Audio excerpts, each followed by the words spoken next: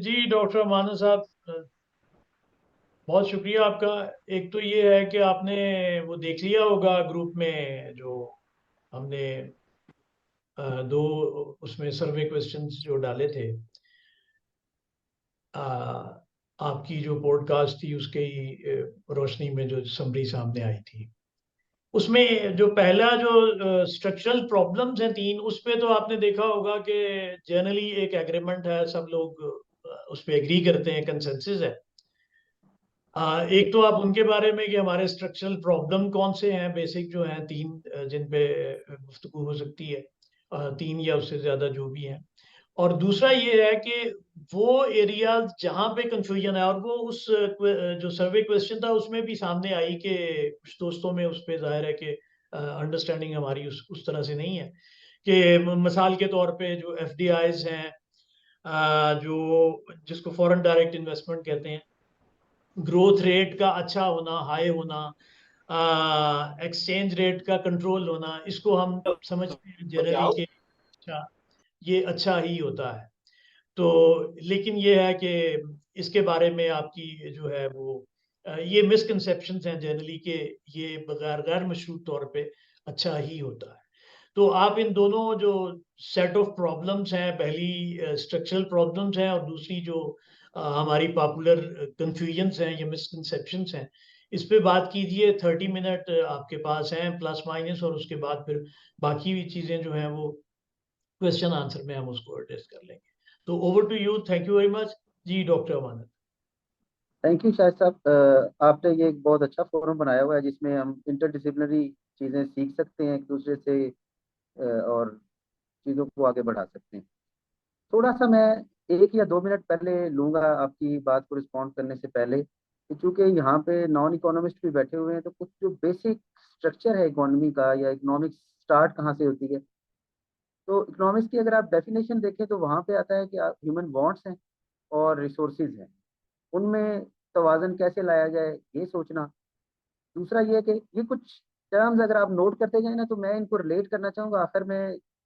जब हम इकोनॉमी की बात कर रहे होते हैं, सॉल्यूशंस की या प्रॉब्लम्स की, तो कहाँ पे वो बेसिक्स वायलेट हो रही हैं, और अगर ठीक भी करना हो तो उनको कैसे ठीक करना पड़ेगा इकोनॉमी के पैराडाइम में रहते हुए। तो एक तो हो गया कि ह्यूमन वांट्स हैं और रिसोर्सेज हैं, उनमें तवाज़न कैसे लाना है। दूसरा, इकोनॉमिक्स में बिल्कुल शुरू में एक क्वेश्चन होता है कि what to produce, way to produce and for whom to produce. ये क्वेश्चन बहुत सिग्निफिकेंट, पर्टिनेंट और बेसिक है। इसका आगे क्या है? और दूसरा ये है कि इकोनॉमिक्स में हमारा टोटल फोकस किस बात पे है। इकोनॉमिक्स में हमारा फोकस होता है कि हम एफिशिएंसी लेके आए, यानी रिसोर्सेज का बेस्ट पॉसिबल यूज क्या हो सकता है, जबकि उनके अल्टरनेटिव्स भी होते हैं। तो इन कुछ बुनियादी टर्म्स के अंदर रहते हुए जब हम आगे चलते हैं, तो मतलब ये है कि जब हम पाकिस्तान इकोनॉमी को डिस्कस करेंगे, तो जाहिर बात है उसके दरमियान गवर्नमेंट ऑफ पाकिस्तान, उसके एक्शंस, इकोनॉमी कैसे परफॉर्म कर रही है, सेक्टर्स कैसे परफॉर्म कर रहे हैं, उसके अंदर हम जाते हैं। तो जो पॉडकास्ट के अंदर भी जिन लोगों ने सुनी है, उसमें जो एक बेसिक बात वहाँ पे मैंने एक्सप्लेन की, या जो मेरा बेसिक थीसिस था, वो ये था कि most of the times Pakistan economy से रिलेटेड या मीडिया में जो बातें आ रही होती हैं, उसमें हम आउटकम वेरिएबल, जो फाइनल आउटकम आता है, उसको डिस्कस कर रहे होते हैं, विदाउट अंडरस्टैंडिंग कि हमारी इकोनॉमी का स्ट्रक्चर कैसा है, वो ठीक है, उसमें क्या खराबियां आ गई हुई हैं, और उन खराबियों की मौजूदगी में ठीक रिजल्ट नहीं आ सकता अनलेस स्ट्रक्चरल एडजस्टमेंट जो ठीक वाली चाहिए वो हम करें। अच्छा, तो इस पे काफी हद तक कंसेंसस है। पहले भी आरबी रईस साहब भी एक दफा आपके एक इसमें आए थे प्रोग्राम में, तो उन्होंने दो चीजों पे तब भी बात की थी कि नेशनलाइजेशन हमें बहुत कास्ट कर रही है, और ये जो आईपीपी से बिजली हमने बहुत महंगी बनाना शुरू कर दी ये वाली। मेरे मेरे ख्याल में जो एक और बहुत बड़ा प्रॉब्लम है पाकिस्तान इकोनॉमी के साथ, जिसने बहुत बिगाड़ पैदा किया है, वो रियल एस्टेट को बहुत ज्यादा फोकस करना है। और जैसे होता नहीं, आप रिसोर्सेज को डाइवर्ट करके उस तरफ ले जाते हैं और समझते हैं कि शायद यहाँ से कोई तरक्की का रास्ता निकलेगा।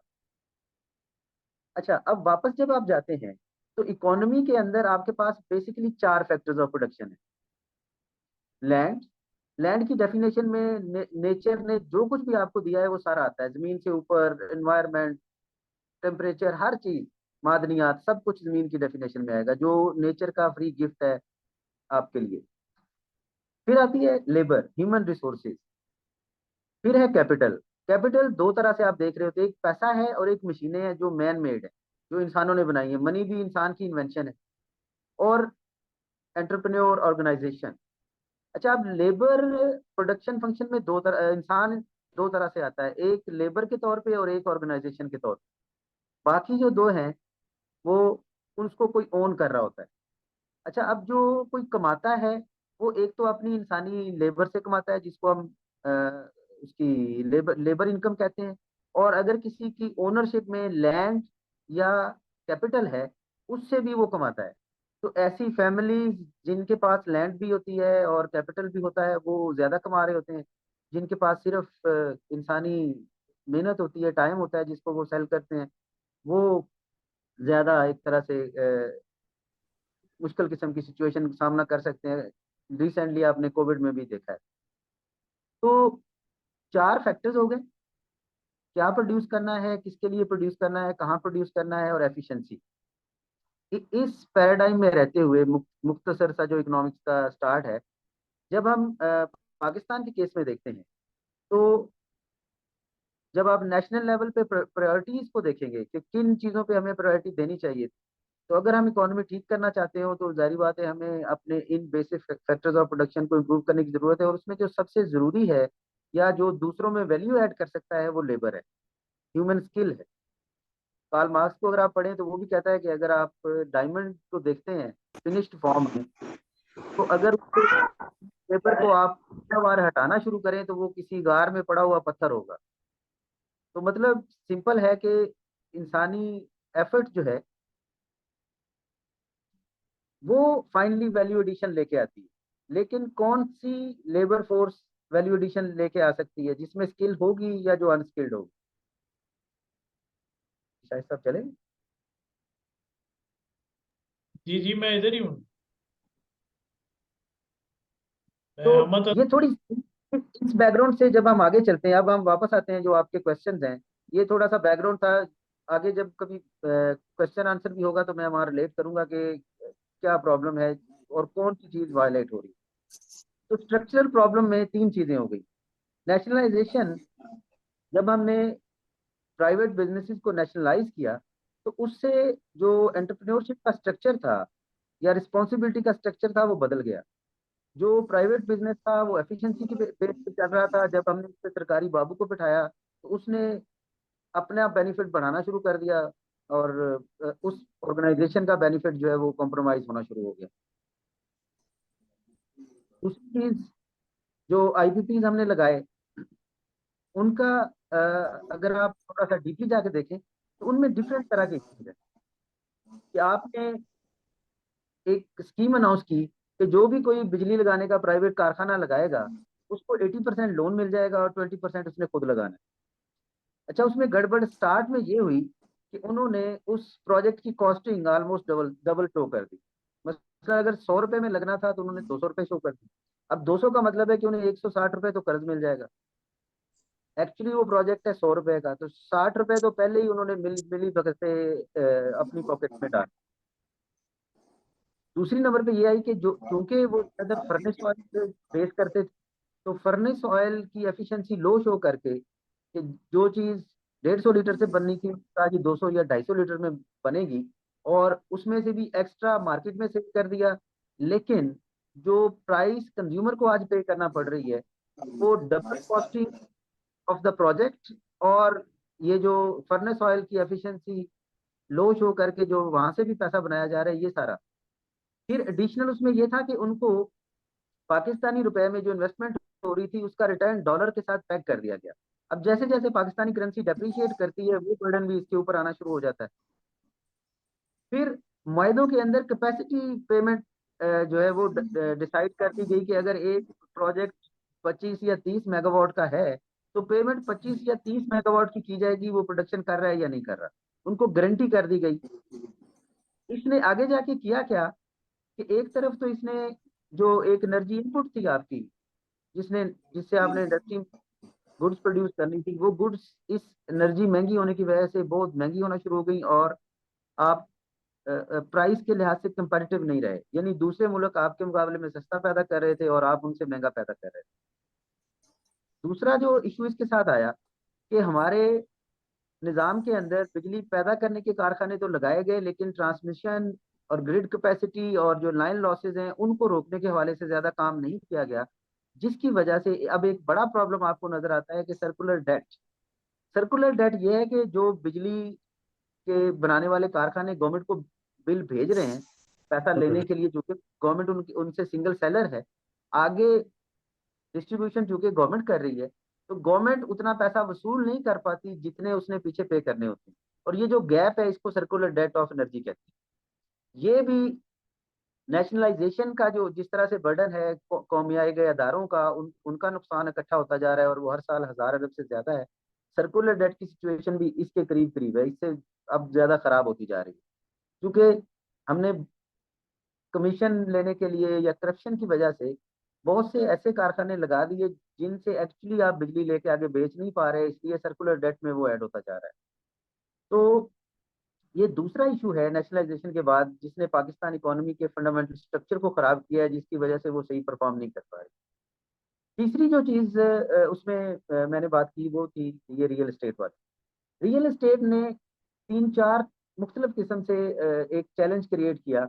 एक तो जो सेविंग्स थी उनके लिए उसने जो इंडस्ट्री में जानी चाहिए थी या स्टार्टअप्स में या प्रोडक्टिव आइडियाज में जानी चाहिए थी, वो तकरीबन हमारी सेविंग्स का 80-85% जो है वो रियल एस्टेट में चला जाता है। दूसरा, जो ये नेशनलाइजेशन या गवर्नमेंट का जो डेफिसिट है उसकी वजह से कर्जों का जो सूद है उसको पूरा करने के लिए गवर्नमेंट के रेवेन्यूज उतने होते नहीं है। गवर्नमेंट हर साल जो कर्जा ले रही है उस कर्जों का सूद और बोझ इतना बढ़ चुका हुआ है कि जो बाकी कुछ सेविंग्स बैंक्स में जाती हैं वो भी ज्यादातर गवर्नमेंट बारो कर लेती है, और एक्चुअली जो सेविंग्स हैं वो या तो डेट कैपिटल क्रिएट कर देती हैं रियल एस्टेट में जाके, या गवर्नमेंट उसको बारो कर लेती है। तो प्राइवेट इन्वेस्टमेंट जो है वो काफी हद तक क्राउड आउट हो गई है, वो आपको नजर नहीं उस तरह से आ रही। ठीक है। अच्छा, दूसरा, पाकिस्तान इकोनॉमी के स्ट्रक्चर को अगर आप देखें तो हमारी इकोनॉमी में सर्विसेज सेक्टर जो है वो 60% से ज्यादा हो गया हुआ है। इंडस्ट्री और एग्रीकल्चर जो है वो मिला के लेस देन 40%, 35 के करीब करीब चले गए हुए। ठीक है। तो रियल एस्टेट ने जो एक चैलेंज क्रिएट किया वो ये था कि सेविंग्स को प्रोडक्टिव यूज से निकाल के एक तरह का जो डेट कैपिटल क्रिएट हो रहा है उसमें ले जाने का बायस बनी। और दूसरा ये है कि गवर्नमेंट ने भी कंजर्वेटिव, हमारी गवर्नमेंट्स पास जितनी भी रही हैं, वो हमेशा एक ही बात आप सुनते हैं कि जी रियल एस्टेट जो है ना, इससे आगे पीछे बहुत सी इंडस्ट्रीज जुड़ी हुई हैं, तो अगर रियल एस्टेट सेक्टर उठ जाता है तो पाकिस्तान उसकी वजह से ग्रो करना शुरू हो जाएगा। ठीक है। इसकी वजह से फोकस इधर जब गया तो लोगों लोगों को जो प्रॉफिटेबल ऑप्शन नजर आया वो यही था। और अब जितनी भी इन्वेस्टमेंट लोग कर रहे होते हैं वो रियल एस्टेट में कर रहे होते हैं। उसके आप खुद देखें कि बच्चों के पास ब्रिलियंट आइडियाज स्टार्टअप के लिए होते हैं, लेकिन कोई उनको इन्वेस्ट करने के लिए तैयार नहीं होता। दूसरा, ये रेवेन्यू में उस तरह से कंट्रीब्यूट नहीं कर रहा, क्योंकि यहाँ पे उन्होंने जो वो फाइल का सिस्टम ओपन किया उसकी वजह से जो रजिस्ट्री की सूरत में गवर्नमेंट को रेवेन्यू मिलता था वो भी नहीं मिल रहा। फाइल्स ने लोगों को इलीगल मनी पार करने के लिए ऑप्शन दे दिया, और वो इलीगल मनी को इलीगल फॉर्म में ही आप उसमें जितना मर्जी पार करते रहे। ठीक है। तो इस तरीके से फर्दर मोर इसने क्या किया कि जो आपकी ग्रीन लैंड थी जिसपे आपने एग्रीकल्चर करना था, वो बड़ी तेजी से जब पैसा आया रियल एस्टेट सेक्टर के लोगों के पास तो उन्होंने वो जमीनें खरीद के उस पर हाउसिंग सोसाइटीज काटना शुरू कर दी। तो एक लिहाज से वो जो एक फैक्टर ऑफ प्रोडक्शन है लैंड, वो एक बुरे यूज में जाना शुरू हो गया, अच्छे यूज से निकल के जिससे आप फूड ग्रो कर सकते थे या आप उसको एक्सपोर्ट कर सकते थे, ये एक्सपोर्ट नहीं करता। अच्छा, दूसरा ये कि जब आप इसको आगे जाके देखेंगे लोग चूंकि इसमें कमा रहे होते हैं। अच्छा, जब आप कमाते हैं, हमारी इनकम जो है उससे हमारी एक्सपोर्ट्स डिटरमिन होती है। फॉरेन इनकम से हमारी जो है हमारी इंपोर्ट्स जो हम इंपोर्ट कर रहे हैं वो हमारी इनकम की वजह से इफेक्ट होंगी, जबकि फॉरेन इनकम की वजह से हमारी एक्सपोर्ट्स जो हम बाहर भेज रहे हैं वो इफेक्ट होंगी। ठीक है। तो जब आप रियल एस्टेट सेक्टर से कमा रहे हैं, रुपीज में कमा रहे हैं, और उससे आप इंपोर्ट करते हैं, तो वो भी एक प्रॉब्लम क्रिएट करता है, जो आपका ये आखिर में आपको ट्रेड डेफिसिट या करंट अकाउंट डेफिसिट नजर आता है। ठीक है। अब जो most of the time government जहाँ पे आपको प्रॉब्लम में नजर आती है वो उसका फिजिकल डेफिसिट है, जो कि गवर्नमेंट के टैक्स रेवेन्यूज और एक्सपेंडिचर का अदम तवाज़ुन शो कर रहा होता है। ट्रेड डेफिसिट है, जो कुछ हम बाहर भेज रहे हैं, एक्सपोर्ट कर रहे हैं, और जो कुछ बाहर से मंगवा रहे हैं उसका अदम तवाज़ुन शो कर रहा होता है। और कैट जो है वो करंट अकाउंट डेफिसिट, उसमें जो पाकिस्तानी बाहर से पैसा भेज रहे हैं वो ट्रेड डेफिसिट में से माइनस जब आप करेंगे तो स्टिल कितना गैप रह जाएगा, वो आपका करंट अकाउंट डेफिसिट होगा। तो वो भी कोई 15 से 20 अरब की रेंज में चल रहा होता है डॉलर्स में। ट्रेड डेफिसिट 50-60 अरब या इससे भी ऊपर, अगर गवर्नमेंट बहुत सख्ती ना करे तो ये 70 को कहीं टच करेगा जाके। इसके हमारे साहब हाँ, हाँ जी। थोड़ा सा मेरा ख्याल है कि इसकी डिटेल से पहले थोड़ा सा ना आपको जो तीन चार ऐसी मिसकंसेप्शंस है ना, हाँ मसलन जी। एफडीआई के बारे में और ग्रोथ के बारे में और एक्सचेंज रेट का भी बड़ा पॉपुलर सा है कि हम समझते हैं कि अगर करेंसी हमारी उसकी वैल्यू जो है उसको कंट्रोल रखा जाए गवर्नमेंटल इंटरवेंशन से, तो ये अच्छी चीज है। ये तीन चार जो चीजें हैं इनको जरा एक्सप्लेन कर दें, फिर इस डिस्कशन पे हम आते हैं। तो अगर अगर ये बेसिक तीन प्रॉब्लम काफी हद तक कन्वे हो गई हैं, तो एक और जो इशू है बहुत इंपॉर्टेंट है, वो पाकिस्तान इकोनॉमी के साथ ज्यादा सीवियरली है, वो करप्शन भी है हमारे यहाँ। कि करप्शन ने भी बहुत ज्यादा डैमेज किया है हमें, और उस पर भी जब हम क्वेश्चन आंसर सेशन में जाएंगे तो हम ज्यादा डिटेल से बात कर सकते हैं। अब जो तीन चीजें ये वाली हो गई कि स्ट्रक्चर के तीन चार बुनियादी प्रॉब्लम्स हमने बात कर ली, और अब मिसकंसेप्शन ये है कि ग्रोथ हम कहते हैं जी हमें ज्यादा करनी चाहिए, ग्रोथ अच्छी चीज है, होनी चाहिए, लेकिन ग्रोथ को आप इस तरह समझें कि अगर कोई इकोनॉमी एफडीआई गलत ले आए पहले, अब ये दोनों चीजें आपस में जुड़ी हुई हैं कि आपने एक इंडस्ट्री या एक सेक्टर जो है वो फॉरेनर्स को दे दिया है, या एक ऐसा सेक्टर है जिसको आप कंज्यूम तो जिसकी प्रोडक्शन को कंज्यूम तो आप लोकली कर रहे हैं, लेकिन उसके पार्ट्स या इनपुट्स जो है वो आपकी इंपोर्टेड हैं। ऑटोमोबाइल सेक्टर एक क्लासिक एग्जांपल है, ये वाला जो आपका टेलीकॉम सेक्टर है वो भी एक एग्जांपल है कि टेलीकॉम हमने दे दिया है फॉरेनर्स को। ऑटोमोबाइल सेक्टर में भी फॉरेन फर्म्स हैं जो यहाँ प्रोड्यूस कर रही हैं, लेकिन वो पार्ट्स ज्यादातर चाइनीज कंपनीज वहीं से ला रही हैं, हम सिर्फ उसको असेंबल करते हैं। तो ऐसी ऐसे किसी भी सेक्टर में अगर ग्रोथ होगी जिसमें पार्ट्स या इनपुट्स इंपोर्टेड हैं, तो उस ग्रोथ के नतीजे में साइमल्टेनियसली आपको ट्रेड डेफिसिट और करंट अकाउंट डेफिसिट नजर आएगा, और फिर आपको एमएफ के पास जाना पड़ रहा होगा। ये वो बुनियादी पॉइंट है जो जो समझने की जरूरत है। दूसरा जो आपका वहां क्वेश्चन था ना, तो आपने किया हुआ था कि क्या ये ऑलवेज गुड है। अब चूंकि हमारे साथ यहाँ स्टूडेंट भी बैठे हुए हैं, तो ऑलवेज गुड का मतलब ये है कि अगर कोई चीज यूनिवर्सल ट्रूथ हो, अनडिस्प्यूटेड हो, तो वो होती है। अगर उसके ऊपर डिफरेंट ओपिनियन पाई जाती हो तो ऑब्वियसली वो ऑलवेज नहीं होगी। ठीक है। तो यहाँ हमारे यहाँ जो प्रॉब्लम है वो स्ट्रक्चरल है, कि हमने अपनी इकोनॉमी के स्ट्रक्चर को इस तरह से खराब कर लिया हुआ है कि जिसकी वजह से ग्रोथ जैसी चीज भी 2-3 साल तक जब इकोनॉमी ग्रो करती है तो आवाजें उठना शुरू हो जाती है कि यार इसको स्लो डाउन करो, क्योंकि उधर आपका करंट अकाउंट डेफिसिट या ट्रेड डेफिसिट वो एक्सप्लोड कर जाता मान है। साहब एफडीआई थोड़ा सा, मान साहब मुझे लगता है थोड़ा सा ना कुछ पार्टिसिपेंट को जरूरत होगी यहाँ पे कि इस पॉइंट को आप एक्सप्लेन करें कि किसी भी सेक्टर में ग्रोथ बढ़ने से क्यों कंसर्न पैदा होता है कि ये हमारे लिए प्रॉब्लम होगा, कैसे वो प्रॉब्लम क्रिएट होता है, इसकी थोड़ी सी वजाहत करें कोई एग्जांपल की मदद से। वजाहत यही है कि जैसे पाकिस्तान का ऑटोमोबाइल सेक्टर है, गाड़ियां बन रही हैं पाकिस्तान में। गाड़ियां अगर बनती हैं 1 लाख और वो मार्केट में बिकती हैं, इस सेक्टर में ग्रोथ तो आपको नजर आएगी, लेकिन साथ होगा क्या कि इनके पार्ट्स आपने जापान से इंपोर्ट किए, तो आपका ट्रेड डेफिसिट बढ़ जाएगा, करंट अकाउंट डेफिसिट बढ़ जाएगा, और जैसे ही आपका डेफिसिट बढ़ेगा, क्योंकि ये पेमेंट आपने करनी है डॉलर्स में, अब आपकी इकोनॉमी डॉलर प्रोड्यूस नहीं कर रही, कंज्यूम कर रही है, तो फौरन आपको एमएफ के पास जाना पड़ता है उसकी वजह से। और फिर उसके साथ और बहुत से प्रॉब्लम्स एसोसिएटेड है। इशू ये है जो समझने का है कि अगर ऐसा सेक्टर ग्रो करेगा जिसकी इनपुट या रॉ मटेरियल बाहर से आ रहा है और उसको हम लोकली कंज्यूम कर रहे हैं, वो प्रॉब्लम क्रिएट करेगा आपके लिए ग्रो करने की सूरत में भी। लेकिन अगर आप किसी चीज को इंपोर्ट करें, जैसे कॉटन आपने इंपोर्ट कर ली, फैसलाबाद में आपने उससे कपड़ा बनाया, गारमेंट्स बनाई, और 1 अरब डॉलर की कॉटन इंपोर्ट की, 3 या 4 अरब की उससे एक्सपोर्ट कर दी, ये वाली जो ग्रोथ है ये आपको पॉजिटिवली कंट्रीब्यूट करेगी इंपोर्ट करने के बावजूद भी। कोई एक और चीज है जो जिसका इनपुट लोकल हमने खुद प्रोड्यूस किया, उससे हमने फिनिश प्रोडक्ट बनाई, उसको खुद कंज्यूम करें या एक्सपोर्ट करें, वो अच्छी होगी।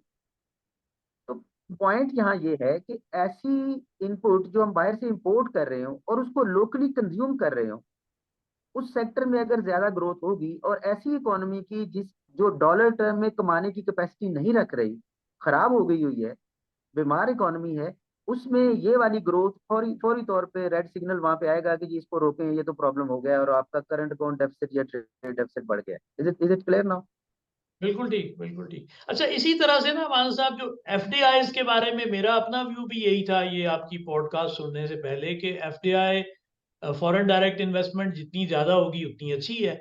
क्योंकि हम जनरली जो जर्नलिस्टिक से आर्टिकल पढ़ते हैं कि भाई चाइना ने एफडीआईज वहाँ पे बहुत हुई, इंडिया में हुई तो उन्होंने प्रोग्रेस किया, तो हमारे लिए भी अच्छा है। उसको भी थोड़ा सा इसी तरह से एक्सप्लेन कर दें कि एफडीआई कब प्रॉब्लमेटिक हो जाती है और किस तरह की एफडीआई जो है वो प्रॉब्लमेटिक हो सकती एफडीआई का मतलब है कि फॉरेन डायरेक्ट इन्वेस्टमेंट, जो फॉरेनर्स किसी किसी भी इंडस्ट्री में यहाँ लोकल आके इंडस्ट्री लगाएंगे और उसको प्रोड्यूस करना शुरू करेंगे। एफडीआई उस वक्त अच्छा होगा कि अगर हम ऐसे सेक्टर में एफडीआई लेके आए जिसका टोटल हम पहले इंपोर्ट कर रहे थे, और वो इंपोर्ट बिल था सपोज आपका 10 अरब डॉलर। अगर तो उस सेक्टर में वो चीज आके पाकिस्तान में लोकली प्रोड्यूस होना शुरू हो जाए और वो बिल सब्सटेंशियली नीचे आ जाए, क्योंकि पाकिस्तानी लेबर उसमें काम करेगी और कॉस्ट नीचे आने की वजह से अब आपको फाइनली 10 की बजाय 5 अरब डॉलर उन्हीं चीजों पे देना पड़ रहा है, तो इट्स गुड। लेकिन अगर एफडीआई यहाँ पे आके आपकी लोकल प्रोडक्ट्स को रिप्लेस कर दे और वो हों भी ज्यादातर कंज्यूमर आइटम्स, तो फिर वो प्रॉब्लम करेगी। है। ठीक है। अब हमने किया क्या कि ज्यादातर हम कंज्यूमर आइटम्स में एफडीआई ले आए। फॉर इंस्टेंस जंक फूड वाले ये जितने केएफसी, मैकडोनल्ड या और बहुत सी चीजें आती जा रही हैं, टेलीकॉम सेक्टर हमने दूसरों को दे दिया है। इसका हर जो 1 रुपया आप स्पेंड कर रहे हैं, उसके अंदर से एक सर्टन परसेंटेज फॉरेन करेंसी में रीमेट होना है, जो उनका प्रॉफिट है। हम्म। ठीक है।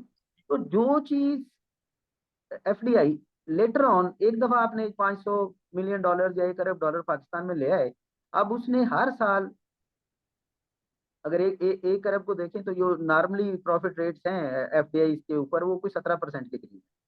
तो 17 करोड़ डॉलर हर साल 1 अरब के बदले में आपकी आउटफ्लो की स्ट्रीम पैदा हो जाएगी। ठीक।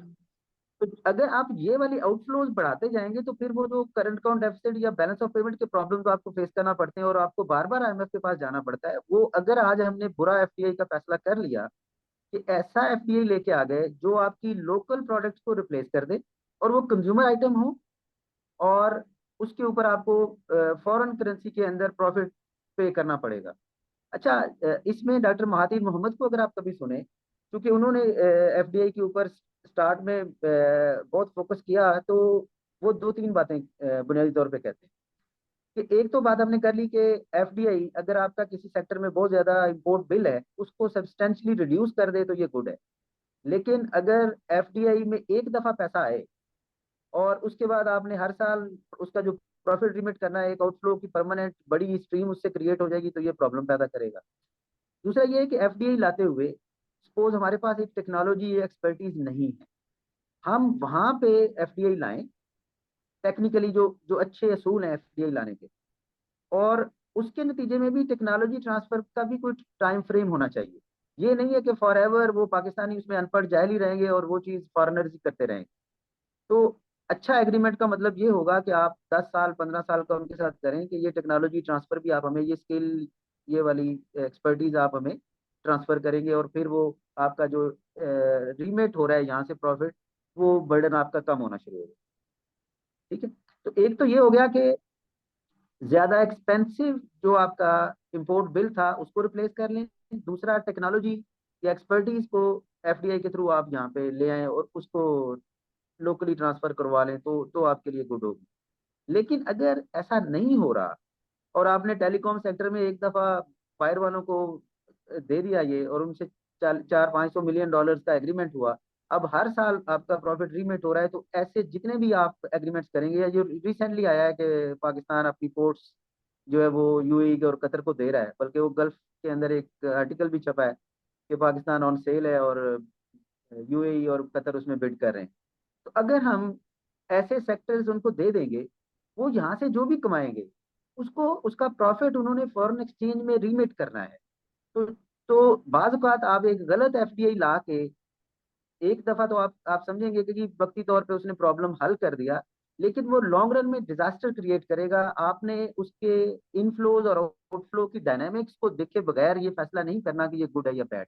इसका मतलब है कि अनक्वेश्चनेबली गुड भी नहीं है, बैड भी नहीं है, आपने इसको बिल्कुल डीपली देखना है कि ये किस सेक्टर में आ रही है और किस चीज को रिप्लेस कर रही है, और टेक्नोलॉजी ट्रांसफर या स्किल ट्रांसफर का क्या मैकेनिज्म है।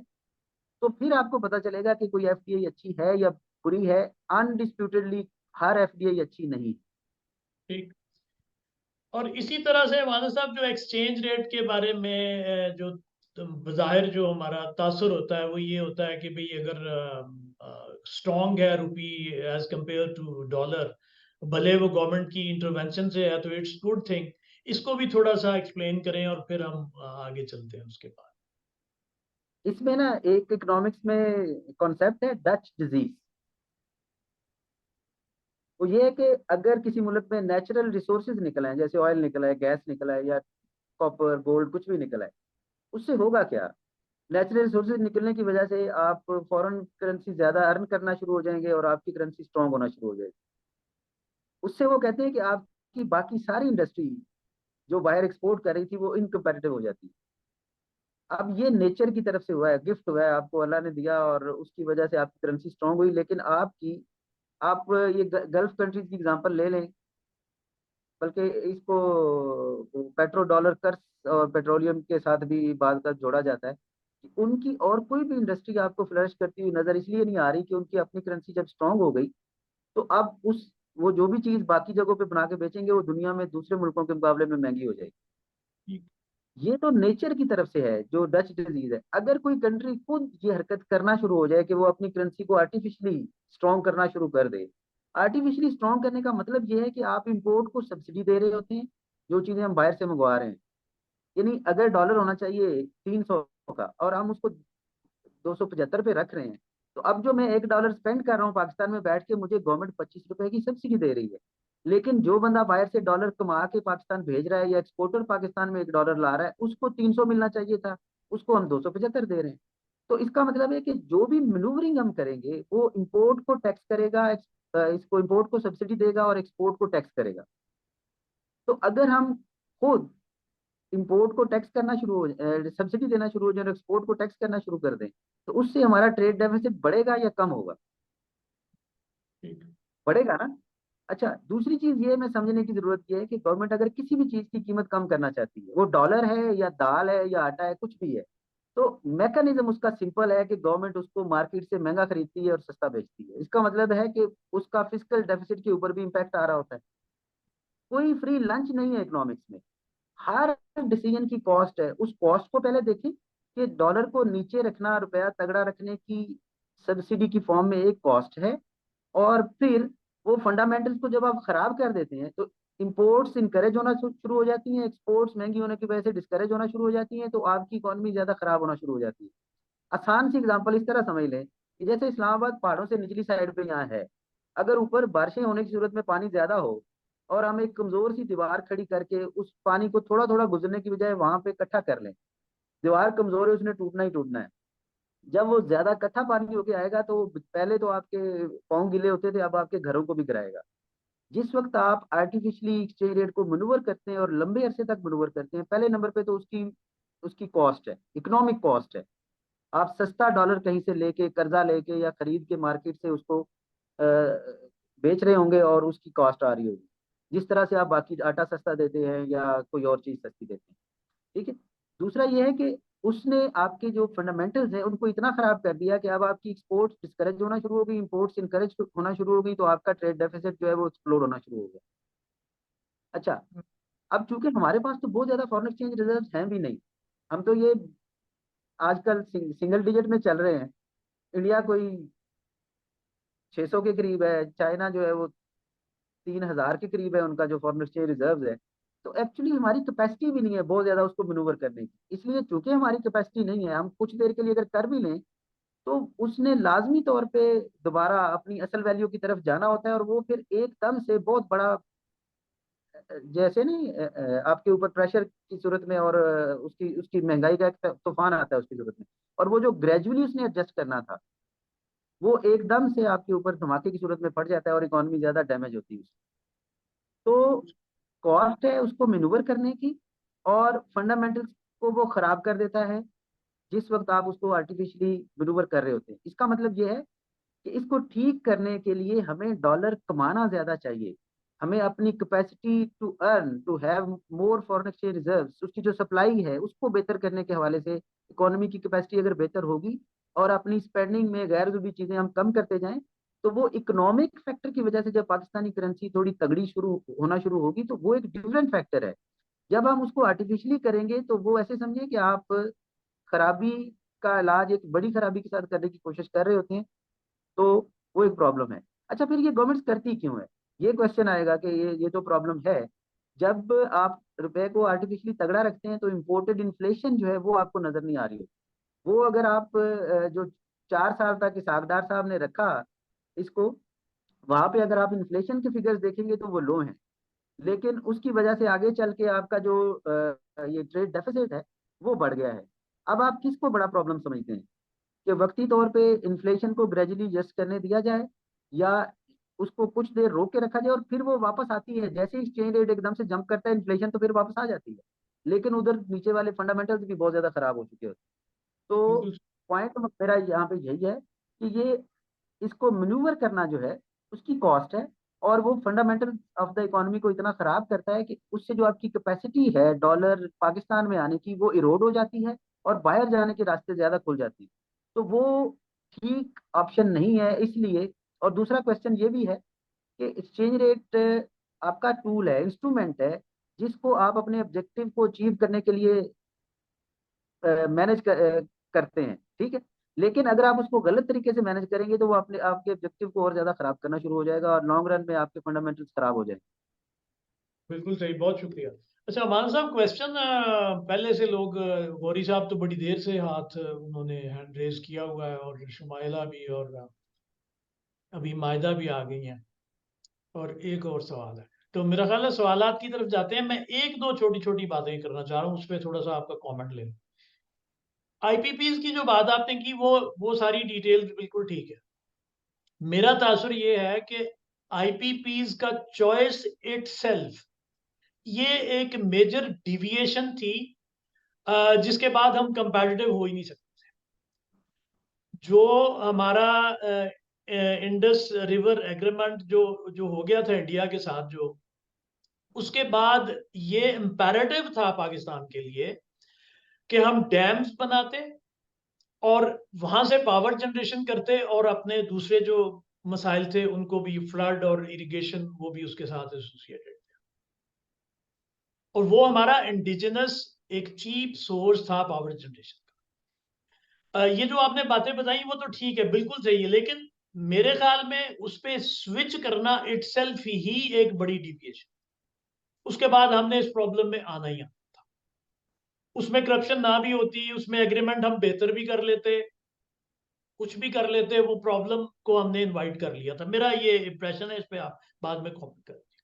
दूसरा, अभी ये क्वेश्चन ले लेते हैं थोड़ा सा। मैं चाहूंगा कि आप ना इस पे भी कमेंट करें कि ये जो सब्सिडीज का कल्चर है, एक तो खैर वो एलीट सब्सिडीज हैं जो यूएनडीपी ने कैलकुलेट की हैं, 16.45 बिलियन डॉलर की, जो जो विजिबल ही नहीं है, इनविजिबल सब्सिडीज। दूसरी वो बहुत सी जो गुर्बत को मिटाने के नाम पे और दूसरे तीसरे प्रोग्रामों में, मेरा तासुर ये है कि वो भी बड़ी अनप्रोडक्टिव अंदाज में हम उसको पैसा बर्बाद करते हैं। उससे कोई स्किल ट्रेनिंग, कैपेसिटी बिल्डिंग हम कोई नहीं करते उससे। तो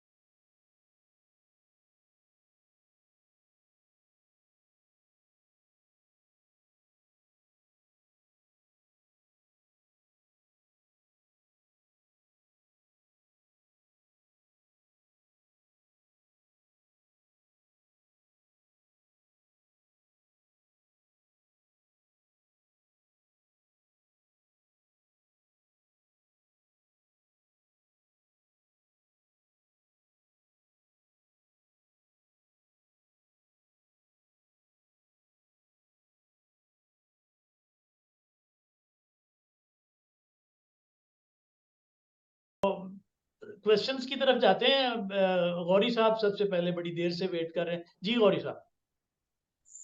जी सर, शुक्रिया। मैं बेसिकली एक इकोनॉमिस्ट ही हूँ। मेरा सर से क्वेश्चन ये होगा कि पाकिस्तान की इकोनॉमी एक एड एडिक्टेड इकोनॉमी बन चुकी है, जिसकी दो बड़ी स्ट्रक्चरल रीजन हैं कि एक तो यहाँ पे फ्यूडलिज्म है रवायती हमारा, दूसरा यहाँ मल्टीनेशनल कारपोरेशन ने लूट मार मचा रखी है।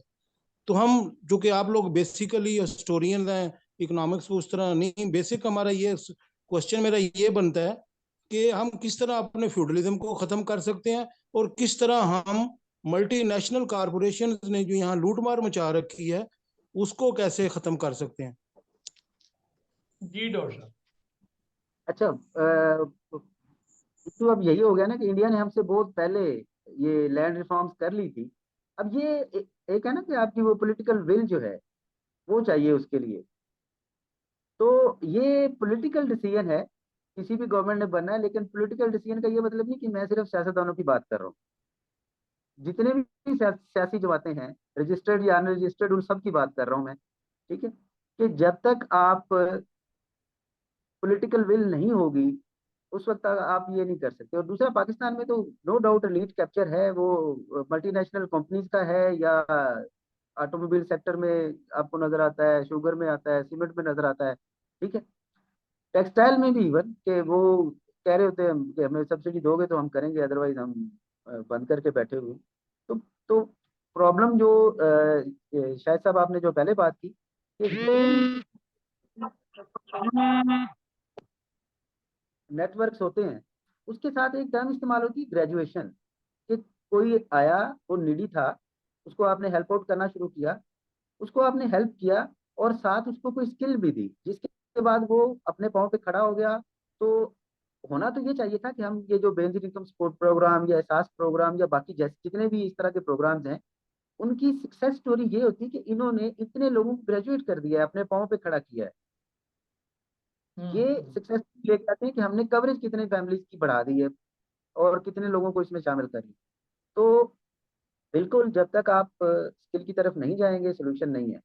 और दूसरा कि इस लीड कैप्चर को तोड़ना कैसे है, क्योंकि फिलहाल लीड ने ही आपका सारा जो सिस्टम है उसको जकड़ा हुआ है। तो जो अवेयरनेस है लोगों के अंदर, वोट देने के टाइम पे ठीक फैसला करना है, उसमें जब तक हम एजुकेटेड नहीं होते, हमें इन मसाइल का सही तरह से इदराक नहीं होता और उसकी बेस पे हम ठीक फैसले नहीं करते। जो मौजूदा हमारा पार्लियामेंट निज़ाम है, जिसमें आपके वज़ीर आज़म को 172 वोट चाहिए होते हैं, अगर उसका 171 भी हो जाए तो वो वज़ीर आज़म नहीं रहता। और जिन 172 को आपने इकट्ठा रखना होता है, उनमें किसी की डोरें किसी के पास हैं, किसी कोई किसी कारपोरेट इंटरेस्ट की वजह से वहाँ बैठा हुआ है। खासकर जो हमारा सेनेट है, वो तो बिल्कुल एक डिफरेंट किस्म की स्टोरी है कि एक सेंटर बनने के लिए जितना पैसा इस्तेमाल होता है, उसके जो फाइनेंसर्स होते हैं वो उन्हीं के ही इंटरेस्ट सर्व करता है। तो हमारी जो मदर इंस्टीट्यूशन है पाकिस्तान में, पार्लियामेंट, वो बहुत बुरी तरह से नाकाम हुई है। जो पब्लिक वेलफेयर है या ठीक फैसले करने हैं, उसके लिए रूल ऑफ द गेम को सेट करने में। और उसमें प्रॉब्लम फिर वही आ जाती है कि जितनी भी रजिस्टर्ड या अनरजिस्टर्ड सियासी जमातें हैं, वो पॉलिटिकल विल होगी तो ये चेंज आ सकती है, अदरवाइज हम सिर्फ इस पे एक दूसरे को समझाने के लिए बात ही कर सकते हैं। जी बिल्कुल सही, बहुत शुक्रिया। जी शुमाइला। अच्छा सर, मेरा सवाल है कि पिछले दिनों हमारी यूनिवर्सिटी में एक वो साद रफीक साहब आए हुए थे, तो उन्होंने बात यहाँ से शुरू की कि हम अपने पोर्ट्स और एयरपोर्ट्स जो हैं उसकी उन्होंने बिडिंग वगैरह की है और वो उसकी बाकायदा से अब एड्स आना शुरू हो जाएंगी इनके जाने के बाद, और इस्लामाबाद एयरपोर्ट भी इन्होंने दे देना और सारे एयरपोर्ट्स दे देने हैं। उनके ख्याल में कि ये बहुत जरूरी है, क्योंकि बाहर के लोग आएंगे और हमारी इकॉनमी बड़ी ऊपर को चली जाएगी इस वजह से। हमारे पास जहाज नहीं हो इस पे ना काफी, हालांकि हमारी बहुत ही एजुकेशनल किस्म की वो थी एक मीटिंग, लेकिन उसमें सारी पॉलिटिकल उन्होंने सारी ये बातें हमें बताई कि ताकि हम नेक्स्ट उनको वोट दें जो हमने नहीं देना। तो वो सवाल मेरा ये है कि इकॉनमी से ऊपर आनी है कि और नीचे आ जानी है।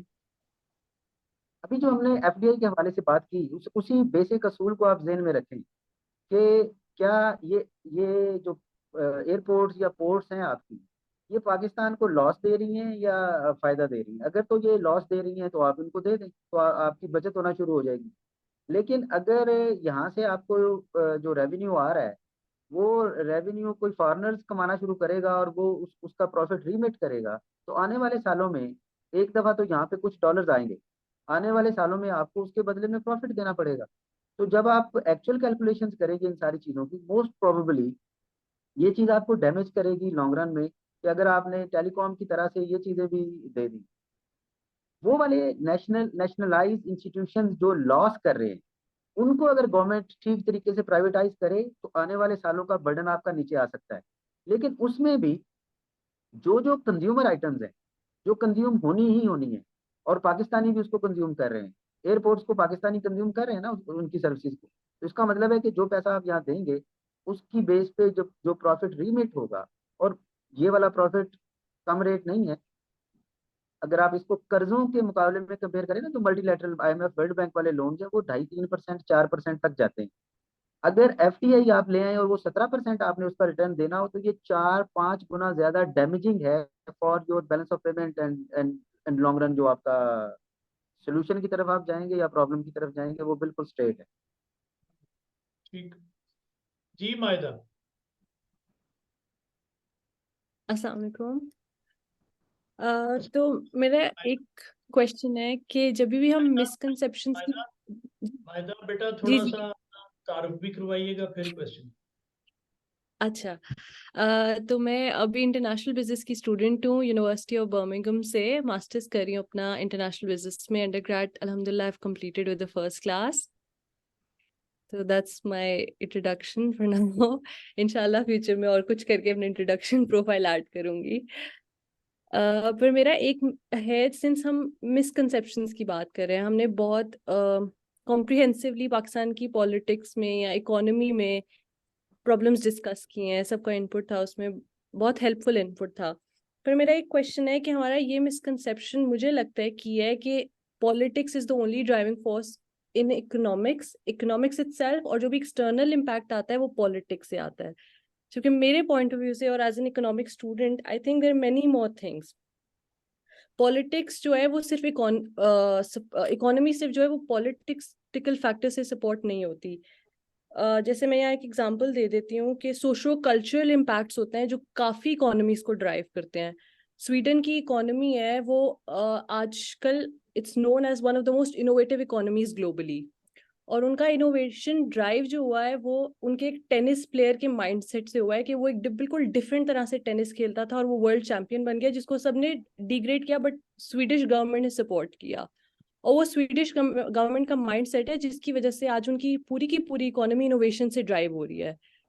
तो वो सोशो कल्चर इम्पैक्ट, जैसे हमने आपने फैक्टर्स ऑफ प्रोडक्शन की डॉक्टर साहब ने बात की, उसमें आपने बात की कि लेबर फोर्स कंट्रीब्यूटिंग फैक्टर होता है। अब लेबर फोर्स सिर्फ पॉलिटिकल फैक्टर से इम्पैक्ट नहीं होता, आपके सोशो इकोनॉमिक फैक्टर से इम्पैक्ट होता है। जैसे कि हमारी कंट्री में female contribution to your work force, skills we are acquiring, we are just acquiring math skills, जो पाकिस्तान में उन्हें ज्यादा पैसा कमा के देती है बट स्किलफुल लेबर को उस कॉन्टेक्स्ट में नहीं बना रही। तो उस तरह से except for politics, socio culture चीजें और बाकी चीजें जो इकोनॉमी को इम्पैक्ट करती हैं, उसकी इंपॉर्टेंस आज की इकोनॉमी में या पाकिस्तान की जैसी वल्नरेबल इकोनॉमी में कितनी है? या आपको लगता है कि ये जो फैक्टर्स हैं ये सिर्फ डेवलप्ड इकोनॉमीज का प्ले एरिया है और हमारे पास अभी ज्यादा इंपॉर्टेंट इश्यूज हैं एड्रेस करने के लिए, जैसे कि पॉलिटिकल पोलराइजेशन और वो सब इश्यूज पे हमें ज्यादा ध्यान देना चाहिए? Thank you. जी मानस।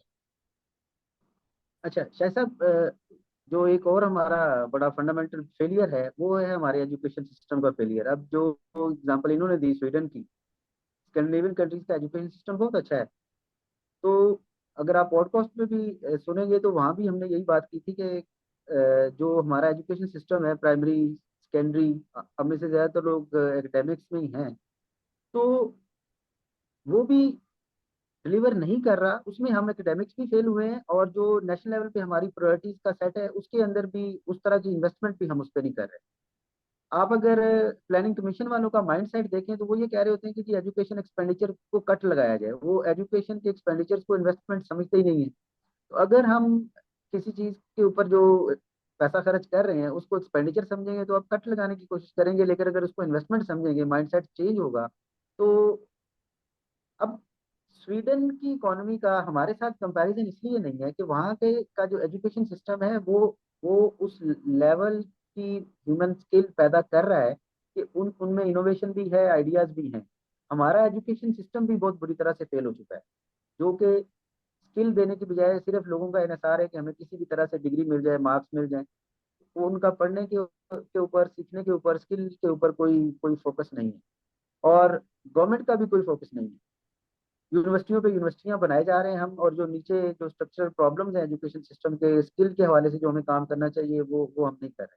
तो ये बिल्कुल कंपेरेबल उस लिहाज से हम उनके साथ नहीं रह जाते कि उनका एजुकेशन सिस्टम हमसे बहुत बेहतर है, और वो प्राइमरी से लेकर ऊपर तक। हमारा एजुकेशन सिस्टम बहुत बुरी तरह से फेल हो गया है, उसके ऊपर भी बहुत सीरियसली रीथिंक करने की जरूरत है। इनोवेशन तब आएगी जब आपका एजुकेशन सिस्टम सही परफॉर्म करना शुरू करेगा। सही। अच्छा मायदा, मायदा बेटा आप हो यहाँ पे? मैं थोड़ा सा इस क्वेश्चन को मैं चाहूंगा मैं भी थोड़ा सा कोशिश करूँ इसमें। जी मायदा, जी जी अच्छा जी, मैं आप जो यहीं हूँ। बात कर रहे हो ना कि इनोवेटिव आइडियाज जो हैं उसकी वजह से वो बड़ी मतलब इकोनॉमी है, अच्छी इकोनॉमी है। देखिए जी मैं एक तो ये एजुकेशन वाली बात डॉक्टर साहब ने की, दूसरा ये है कि आपका जो इतना एलीट कैप्चर है इकोनॉमी में, पॉलिटिकल स्ट्रक्चर में, और एजुकेशन आपकी हालत जो है वो आपके सामने है, तो उसमें जो इनोवेटिव आइडियाज जो जो आपने सोशियोलॉजिकल कॉन्टेक्स्ट में जो आपने रोल मॉडल्स बनाए हैं वो कौन से हैं? वो डॉक्टर साहब ने बात की है, शायद वो उस तरह से रिलेट नहीं हुई या स्टैब्लिश नहीं हुई कि ये जो रियल एस्टेट इकोनॉमी का बिजनेस मॉडल है, ये आपका एक इम्पोज्ड काइंड ऑफ जो है ना वो कैप्चर है, लीड कैप्चर है, एक वाहिद आइडिया है कि आपने करना है बिजनेस, तो ये सक्सेस मॉडल। सोसाइटल कॉन्टेक्स्ट में भी यही मिसाल है हमारे पास। इसके अलावा कौन सी मतलब मिसालें ऐसी हैं नुमाया के रोल मॉडल्स हों जिनको हम फॉलो कर सकें कि जी उससे इनोवेशन तो वहां से आएगी ना। तो ये अनफॉर्चुनेटली इस किस्म का वो स्ट्रक्चर्ड जो कॉन्टेक्स्ट है, शायद उसमें ये चीज एक्सप्लेन होती है कि उसमें वो इनोवेशन और डिफरेंट रोल मॉडल्स उसकी बिल्कुल गुंजाइश है और वो होने चाहिए, लेकिन जी एग्जिस्टिंग सिचुएशन में वो है नहीं। देखिए ना, मैं जाती तौर पे जिन बिजनेस के लोगों को सैयद बाबर अली एक रोल मॉडल है बिजनेस का। उसका कंट्रीब्यूशन एजुकेशनल इंस्टीट्यूशंस की सूरत में, फेयर प्रैक्टिसेस की सूरत में वो, लेकिन आपके मुल्क में जो सबसे बड़ा नाम है, जो टाइकॉन है, वो कौन है? वो मलिक रियाज है। तो ये समहाउ जो हमारी डिटीरियोरेशन हुई है ऑन मैनी काउंट्स और मैनी एरिया, उसमें इस तरह की सिचुएशन है जिसमें ये हम इस तरह का डेफिसिट जो है वो फेस कर रहे हैं। बात तो आपकी ठीक जी है, लेकिन वो आएगा कहाँ क्योंकि से? मेरा बेसिक आइडिया है कि हमारा मिसकंसेप्शन कि हम आज बात कर रहे हैं पाकिस्तान की इकोनॉमी में, तो वो अगर हम समझे कि सिर्फ पॉलिटिकली ड्रिवन है तो वो एक मिसकंसेप्शन है। वो सोशो कल्चरली भी ड्रिवन है। ऐसा आपका एग्जांपल बहुत अच्छा था। और हमारी female contribution in our workforce भी बताती है कि how our labour force is not performing up to the mark, क्योंकि फीमेल कंट्रीब्यूशन ही नहीं है लेबर फोर्स में। तो वो पॉलिटिकल ड्रिवन नहीं है, वो सोशो कल्चरल ड्रिवन आइडिया है। सो इकोनॉमी जो है वो सिर्फ पॉलिटिक्स से ड्राइव होना, उसी को समझना कि वही सारा पिलर है आपकी इकोनॉमी का, तो वो एक मिसकंसेप्शन है मेरे अंदाजे में। तो अच्छा वो ठीक है। मैं मतलब as a student of political science मैं समझता हूँ कि कोई भी ऐसा जो मेरे नज़दीक एक ही डायमेंशन है और वो पॉलिटिकल है। पॉलिटिकल से मुराद ये है कि पावर स्ट्रक्चर से जुड़ी हुई है हर चीज। तो ये जो आप बात कर रहे हैं वो भी पावर स्ट्रक्चर के साथ जुड़ा हुआ है। सेंट्रलाइज्ड। अगर आपका पावर स्ट्रक्चर जो है वो बहुत ही रूडिमेंट्री लेवल पे और क्रूड लेवल पे इतना इंटरवेंशनिस्ट है और इतना वो कंट्रोल्ड है, तो फिर ये चीजें जो है वो उनकी गुंजाइश जो है वो काफी कम हो जाती है। तो दूसरा, दूसरा ख्याल तो हर क्वेश्चन जो है वो बेसिकली पावर क्वेश्चन है और वो पॉलिटिकल क्वेश्चन है। उसको आप सोशल कह लें या आप उसको सोसाइटल कल्चरल जैसे भी आप उसको नाम दे लें, मेरे नजदीक वो पावर क्वेश्चन है बेसिकली।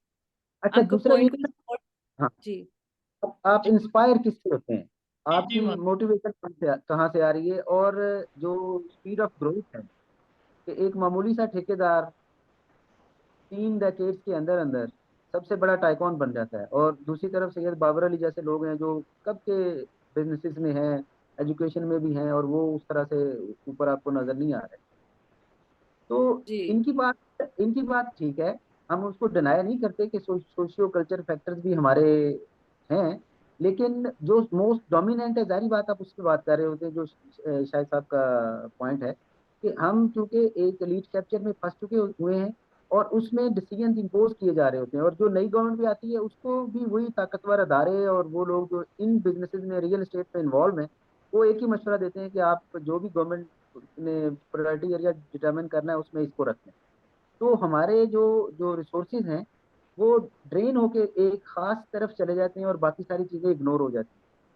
दूसरा एक और चीज कि अगर पाकिस्तान का सिस्टम उसी तरह से आपको अपॉर्चुनिटीज दे रहा हो तो हमारे जो ज्यादा काबिल बच्चे हैं वो यहाँ से फिर चले क्यों जाते हैं? ऑब्वियसली एक प्रॉब्लम है ना इस सिस्टम के साथ कि यहाँ पे उनको भी नजर आता है कि हमारे लिए उस तरह की अपॉर्चुनिटी लर्निंग की, ग्रो करने की नहीं है, और बहुत ज्यादा जो हमारा ह्यूमन कैपिटल ब्रेन ड्रेन होकर यहाँ से चला जाता ठीक। अच्छा मायरा, थैंक यू आप सो कुछ मच। कहना चाह रहे थे बेटा? कर लो कंप्लीट बात जी। जी मैं डॉक्टर साहब की बात पे कंप्लीट करना चाह रही थी कि लीडरशिप एक्चुअली ड्राइव करती है आपके जो बाकी मैसेज हैं उनका माइंडसेट, क्योंकि मेरे साथ यहाँ बहुत चाइनीज स्टूडेंट्स पढ़ते हैं, तो मेरा पर्सनल एक्सपीरियंस है कि उनकी पर्सनालिटी या उनका काम करने का एक तरीका वही है जो आपको चाइनीज गवर्नमेंट का नजर आता है, तो वो चाइनीज गवर्नमेंट के एम्बेसडर्स हैं। तो दैट्स ऑल्सो ट्रू कि पावर सेंटर से भी हमारी सोशियोलॉजी ड्राइव तो पावर सेंटर से ही होती है, इसलिए ज़िया का टाइम और आज का टाइम डिफरेंट था सोशियो कल्चरली भी। ठीक, बिल्कुल सही। इसमें मैं शेयर कर लूँ, आबदा हुसैन की एक किताब है पावर फेलियर के नाम से, तो उसने एक सेमिनार में भी ऑब्जर्वेशन दी थी और उसने यही रोना रोया था जो अभी हमने बात। उसने कहा अगर हमारे सक्सेस मॉडल्स जो हैं वो मलक रियाज है, तो फिर हम सोसाइटी किस तरफ को जा रही है। और ये 10-15 साल पहले की बात है जब उसने ये बात पॉइंट आउट की थी। तो अब तो देखे ना, आपको जो आपका सीन है नेशनल, उस पे जो सक्सेस स्टोरीज हैं उसमें आपको कौन से एंटरप्रेन्योर या दूसरे आपको नजर आते हैं विजिबल फॉर्म में, कि जिससे फिर आइडियाज को एक देखिए ना आप, बीइंग स्टूडेंट ऑफ इकोनॉमिक्स समझते हैं रिवॉर्ड सिस्टम को कि इंसेंटिवाइज आप उसको नहीं कर रही सोसाइटी, तो उससे फिर वो असरात तो मुरतब होते हैं। चले और भी क्वेश्चंस हैं, राना गुलाम मोहिउद्दीन साहब और फिर खालिद महमूद साहब। जी राना साहब। जी डॉक्टर साहब की जो बातें हैं ये बड़ी थॉट प्रोवोकिंग हैं, बहुत अच्छा उन्होंने अच्छे तरीके से एक्सप्लेन किया। मैं इस पे कमेंट ही करना चाहता हूँ कि ये जो फर्ज करें जो इन्होंने एग्जांपल दी उसकी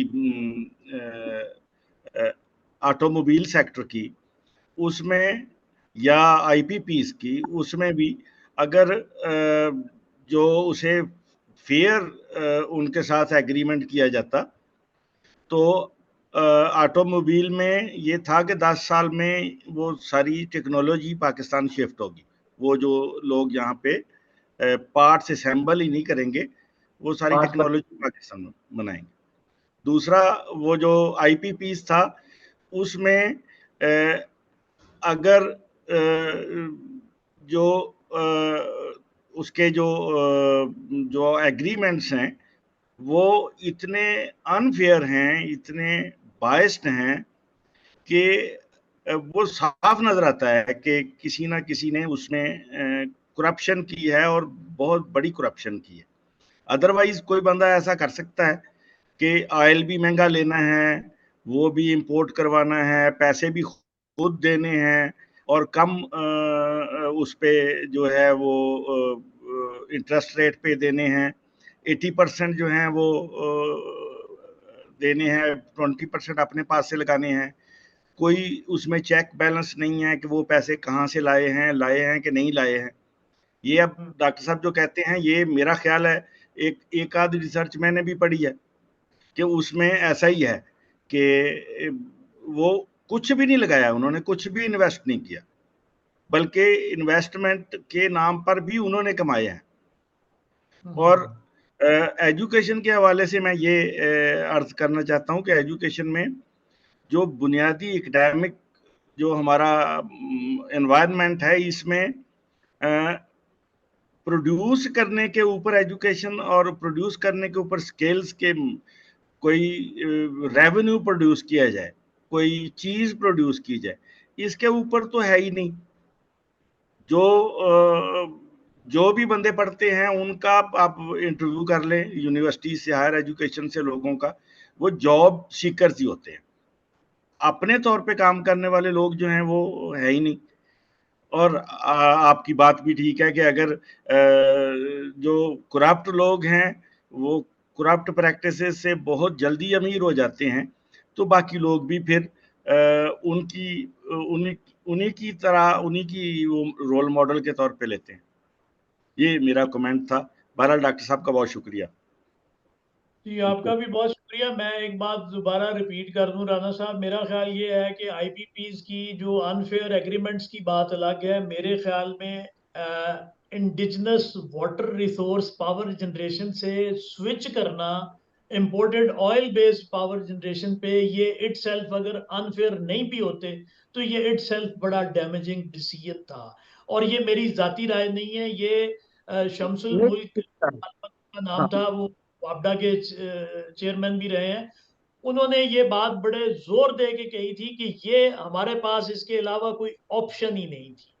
ये इम्पेरेटिव था कि हम पावर जनरेशन जो है वो वाटर सोर्स से करते और डैम्स बिल्ड करते, इसके अलावा चॉइस नहीं थी।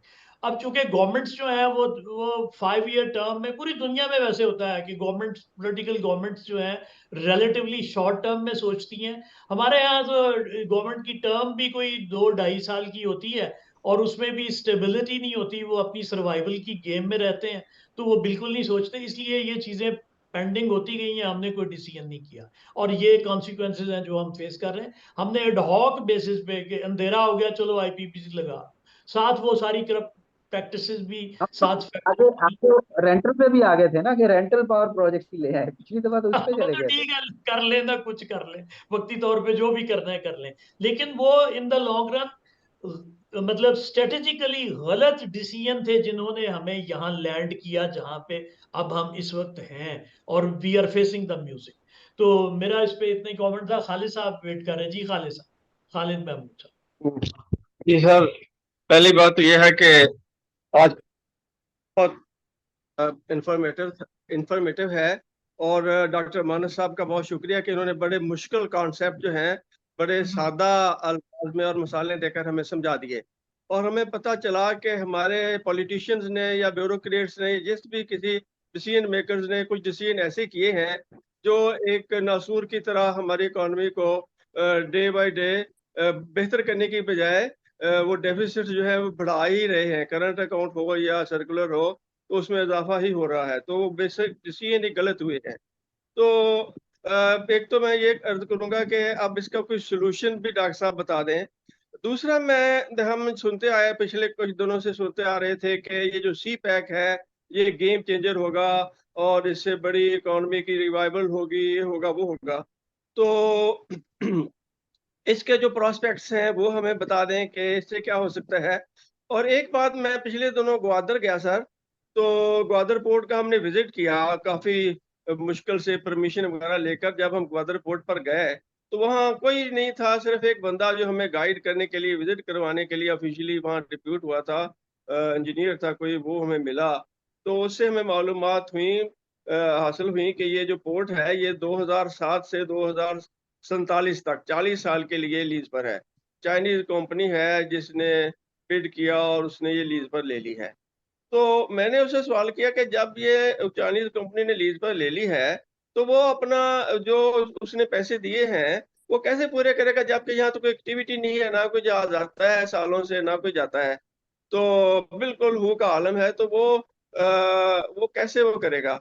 तो क्या उनके पास कोई मैकेनिज्म नहीं है कि उसकी कोई मार्केटिंग करें और कोई फ्यूलिंग के लिए या किसी भी मकसद के लिए यहाँ जहाज आए और जाएं ताकि कोई इकोनॉमिक एक्टिविटी हो?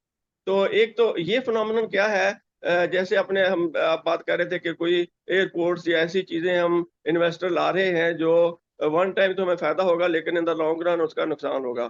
तो ये जो ग्वादर पोर्ट है 40 साल के लिए, अब चलो 18 साल तो गुजर गए, 17 साल, बाकी जो है 30 साल अभी बाकी हैं। तो उसके क्या प्रोस्पेक्ट्स हैं और जनरली सी पैक के क्या प्रोस्पेक्ट्स हैं, इसका क्या हो सकता है? और फिर तीसरी बात यह है कि ये सारी बीमारियों से निजात कैसे मिल सकती है? अच्छा, पहले नंबर पे तो ये कि जो चाइना का है ना, वो bore one belt one road initiative, CPEC भी उसका एक पार्ट है। चाइना चूंकि प्रोड्यूस कर रहा है और उसने उसको दुनिया में बेचने के लिए रास्ते चाहिए, तजारती रास्ते। अब जो चाइना के कोस्टल एरियाज हैं वो तो डेवलप कर गए, जो ये साउदर्न उसका इलाका है पाकिस्तान के साथ मिलता है सिंकियांग वाली साइड पे आके, ये उनके निस्बतन अंडर डेवलप्ड एरियाज हैं। यहाँ से अगर वो कोई चीज प्रोड्यूस करें भी तो जो उन्हें जमीनी रास्ता है वो बहुत लंबा है, और फिर वो सारा समुद्र का रास्ता तय करते हुए आप यूं समझ लें कि उनको अगर किसी एक तरफ से 10,000 किलोमीटर का फासला तय करना पड़ता है एक चीज को किसी डेस्टिनेशन पे ले जाने के लिए, तो इस तरफ से वो 1,500 या 2,000 किलोमीटर रास्ता जो है उनको पड़ेगा और वो वहां पहुंच जाए। तो बुनियादी तौर पे सीपैक को भी आपको इस तरह देखना होगा कि पाकिस्तान के अंदर हम कौन सी चीज है जो अपनी जरूरत से ज्यादा पैदा कर रहे हैं जिसे हम एक्सपोर्ट कर सकते हैं। Do we have anything? अगर अगर तो हो तो हमें पोर्ट भी चाहिए होगा, उसके लिए हमें रास्ता भी चाहिए होगा, और उससे हम तरक्की भी कर सकते हैं। अगर हम इंडस्ट्री लगा ही नहीं रहे, या हमारी इंडस्ट्री जो एग्जिस्टिंग थी भी वो भी काफी हद तक शट डाउन होना शुरू हो गई है, कंपैरेटिवली हमारी चीजें महंगी हैं और चाइना की चीजें उसके मुकाबले में सस्ती हैं, तो सी पैक सिर्फ बातों की हद तक एक स्ट्रेटेजिक प्रोजेक्ट की हद तक तो ठीक है, लेकिन उसका ग्राउंड के ऊपर पाकिस्तान की इकोनॉमी के ऊपर अभी उस तरह से हमें कोई इफेक्ट नजर नहीं आ रहा। ना कोई इंडस्ट्रियल जोन बने हैं, ना कोई उस तरह से प्रोडक्शन शुरू हुई है, ना लोगों को रोजगार मिलना शुरू हुआ है। जब तक लोकल लेवल पे लोगों को रोजगार नहीं मिलेगा, प्रोडक्शन नहीं होगी, चीजें नहीं बनेगी, ठीक है, जब चीजें बनना शुरू होंगी वो चीजें आपको पाकिस्तान में सस्ती होती हुई नजर आएंगी, वो चीजें पाकिस्तान से दूसरे मुल्कों को एक्सपोर्ट होती हुई नजर आएंगी। ऐसी कोई चीज आपकी बुक्स के ऊपर नहीं। तो सी पैक एज सच कोई गेम चेंजर नहीं है, वो सिर्फ लफाजी है। अब बाकी रह जाता है मामला ठीक करने के हवाले से। तो जो बातें हम कर रहे हैं, हमें जहाँ ठीक करने की बहुत ज्यादा जरूरत है, जिन शोबों से हम रिलेटेड हैं, वो है हमारा एजुकेशन सिस्टम। लेकिन एजुकेशन सिस्टम के ऊपर भी जब तक नेशनल लेवल पे एक सही प्रायोरिटी सेट नहीं बनेगा, तो कॉलेज के अंदर आप अपना सिर्फ सब्जेक्ट पढ़ा सकते हैं। अगर कोई चीजें मिसिंग हैं, जिन जिन स्किल एरियाज में एक्सपर्टीज पाकिस्तान में नहीं है, तो उसके हवाले से पाकिस्तान ने कोई सही काम नहीं किया। इवन जो HEC ने स्कॉलरशिप देके लोगों को बाहर भी भेजा है, वो भी बहुत से सब स्टैंडर्ड PhD वापस आए। और होना तो ये चाहिए था कि आप बड़ी प्लानिंग के साथ पैसा खर्च कर रहे थे, तो उन एरियाज में स्पेशलाइजेशन करवा के PhD करवा के पाकिस्तान में लोग लाते, और फिर वो पाकिस्तान में आके आगे लोगों को और ट्रेन करना शुरू होते, और आप टेक्नोलॉजी में आगे जा रहे हो। हमारे यहाँ पेरीफ्री के ऊपर कोई 250-300 यूनिवर्सिटियाँ 250 के करीब बनने वाली हैं, वो इंतहाई लो क्वालिटी डिग्रीज प्रोड्यूस कर रही हैं। कैपेसिटी हमारे पास है नहीं। एजुकेशन सिस्टम को बहुत सीरियसली रीथिंक करने की जरूरत है, जहाँ से सोल्यूशन निकल सकते हैं। लेकिन फिर प्रॉब्लम वही आ जाता है कि शायद साहब की जो बात है कि जब ऊपर पॉलिटिकल डिसीजन मेकिंग सही नहीं हो रही और लीड कल्चर है, और नीचे इन एरियाज में वो इन्वेस्टमेंट करने के लिए तैयार नहीं है, तो या यहाँ कोई आइडियल भी आपके पास नहीं है जिनसे लोग इंस्पायर हों और कोई आगे बढ़ना शुरू हो। आइडियल हमारे पास वही है, जो 4 सक्सेस स्टोरी है, वो रियल एस्टेट में आपको नजर आते हैं। तो ठीक करने के हवाले से, क्योंकि हमने अपनी लैंड को गलत यूज करना शुरू कर दिया हुआ है, लेबर को सही तरह से ट्रेन नहीं कर पा रहे, टेक्नोलॉजी हमारे यहाँ नहीं है, तो इसलिए जो कैपिटल है वो भी उस क्वालिटी का नहीं बन रहा। तो ठीक अगर हमने करना है तो हमें इन बेसिक्स की तरफ जाना पड़ेगा। कोई और मुल्क अगर हम ये बात करते हैं ना वो आके हमें ठीक कर देगा, वो अपना बेनिफिट लेगा, हमें ठीक नहीं करेगा। हमने खुद ठीक होने का फैसला करना है, और उसके हवाले से सही प्लानिंग करनी है, जिसके लिए हम तैयार भी नहीं है। हम इसलिए ना कभी एक मुल्क से सोल्यूशन इंपोर्ट करने की बात करते हैं, कभी दूसरे से, कभी तीसरे से, कभी चौथे से। जो भी मुल्क हमारे पास आएगा वो अपना बेनिफिट मैक्सिमाइज करेगा, वो पाकिस्तान को ठीक नहीं करेगा। पाकिस्तान के लोगों ने अपने बारे में जब तक खुद सोचना शुरू ना किया और सही फैसले ना किए, हमारी हालत ऐसी ही रहेगी। मतलब ये है कि ठीक नहीं होना हमने। इसका मतलब तो यही। नहीं सर, एजुकेशन तो गवर्नमेंट की प्रायोरिटी नहीं है, बिल्कुल नहीं है। 3 करोड़ बच्चे स्कूल से बाहर फिर रहे हैं, मुझे कोई गवर्नमेंट की तरफ से मंसूबा नजर नहीं आता। स्कूलों के हाल में जो गवर्नमेंट के स्कूल है ना गुफ्ता बे है, टीचर ट्रेनिंग ना होने के बराबर है। कहीं खालिद कहीं साहब, खालिद साहब हाँ सॉरी, जी। मैं आपको यही कहने लगा था कि आप एजुकेशन के शोबे से वाबस्ता हैं और इतना आपका एक्सपीरियंस है, इसी से इस बात को समझा जा सकता है। देखें, अगर एक स्टूडेंट जो है वो खुद को डेवलप नहीं करना चाहता तो बाहर से कुछ नहीं हो सकता। इसी तरह से हमारी जो जो इज्तमाही जो है जिंदगी है या मुआशरत है, इसमें भी अगर हम फ्रॉम विद इन हम कुछ नहीं करना चाहते तो कुछ नहीं होगा। एक माइंडसेट जो है ना, जो मैं फॉरेन पॉलिसी के स्टूडेंट के तौर पे देखता हूँ कि कोल्ड, हमने वो जो अमानत साहब ने बात की थी ना रेंटियर इकोनॉमी की, अच्छा गल्फ में तो उनको नेचर गिवन जो गिफ्ट था वो ऑयल की सूरत में था, वो उसके बेनिफिशरी। हम अगर आप अपने जो है ना कह लें कि प्राइम मिनिस्टर या फॉरेन मिनिस्टर्स और हाई ऑफिशियल्स की स्पीचेस को देखें, जो खास तौर पे इंटरनेशनल फॉरेन पॉलिसी कॉन्टेक्स्ट में होती हैं, तो ये बार बार एक लफ्ज सामने आएगा कि पाकिस्तान जो है वो स्ट्रेटेजिकली जो है वो बहुत इंपॉर्टेंट मुल्क है, इसकी जियोपॉलिटिकल सिचुएशन बहुत इंपॉर्टेंट। हमने ऑयल का इक्विवेलेंट इसको बनाया है जियोपॉलिटिकल स्ट्रेटेजिक अपनी लोकेशन को, और इसको बेचने की कोशिश की। कोल्ड वॉर में हमने अपने आप को पेश किया, अमेरिका ने हमें गोद ले लिया, अब चाइना राइजिंग पावर है, तो हमारी बड़ी मासूम सी ख्वाहिश है कि अब चाइना हमें गोद ले ले और मुकम्मल गोद ले ले। मतलब ये है कि हम वो जो एक सिंड्रोम है ना डिपेंडेंस का, हम उससे नहीं निकलना चाह रहे। जब तक उससे नहीं निकलना चाह रहे तो हमने ठीक नहीं होगा। दूसरा ये है कि सही है। सीपैक की आपने बात की थी, देखें उसका बेनिफिशियरी बनने के लिए वो जो बेस चाहिए नॉलेज का और स्किल बेस का, क्या वो हमारी सोसाइटी में मौजूद है कि हम उसके बेनिफिशियरी बन सके। कोई भी अपॉर्चुनिटी जो है, सी पैक आ जाए या कोई और अपॉर्चुनिटी आ जाए, अगर वो नहीं है तो हम अनस्किल्ड लेबर बेस के साथ हम क्या कर सकते।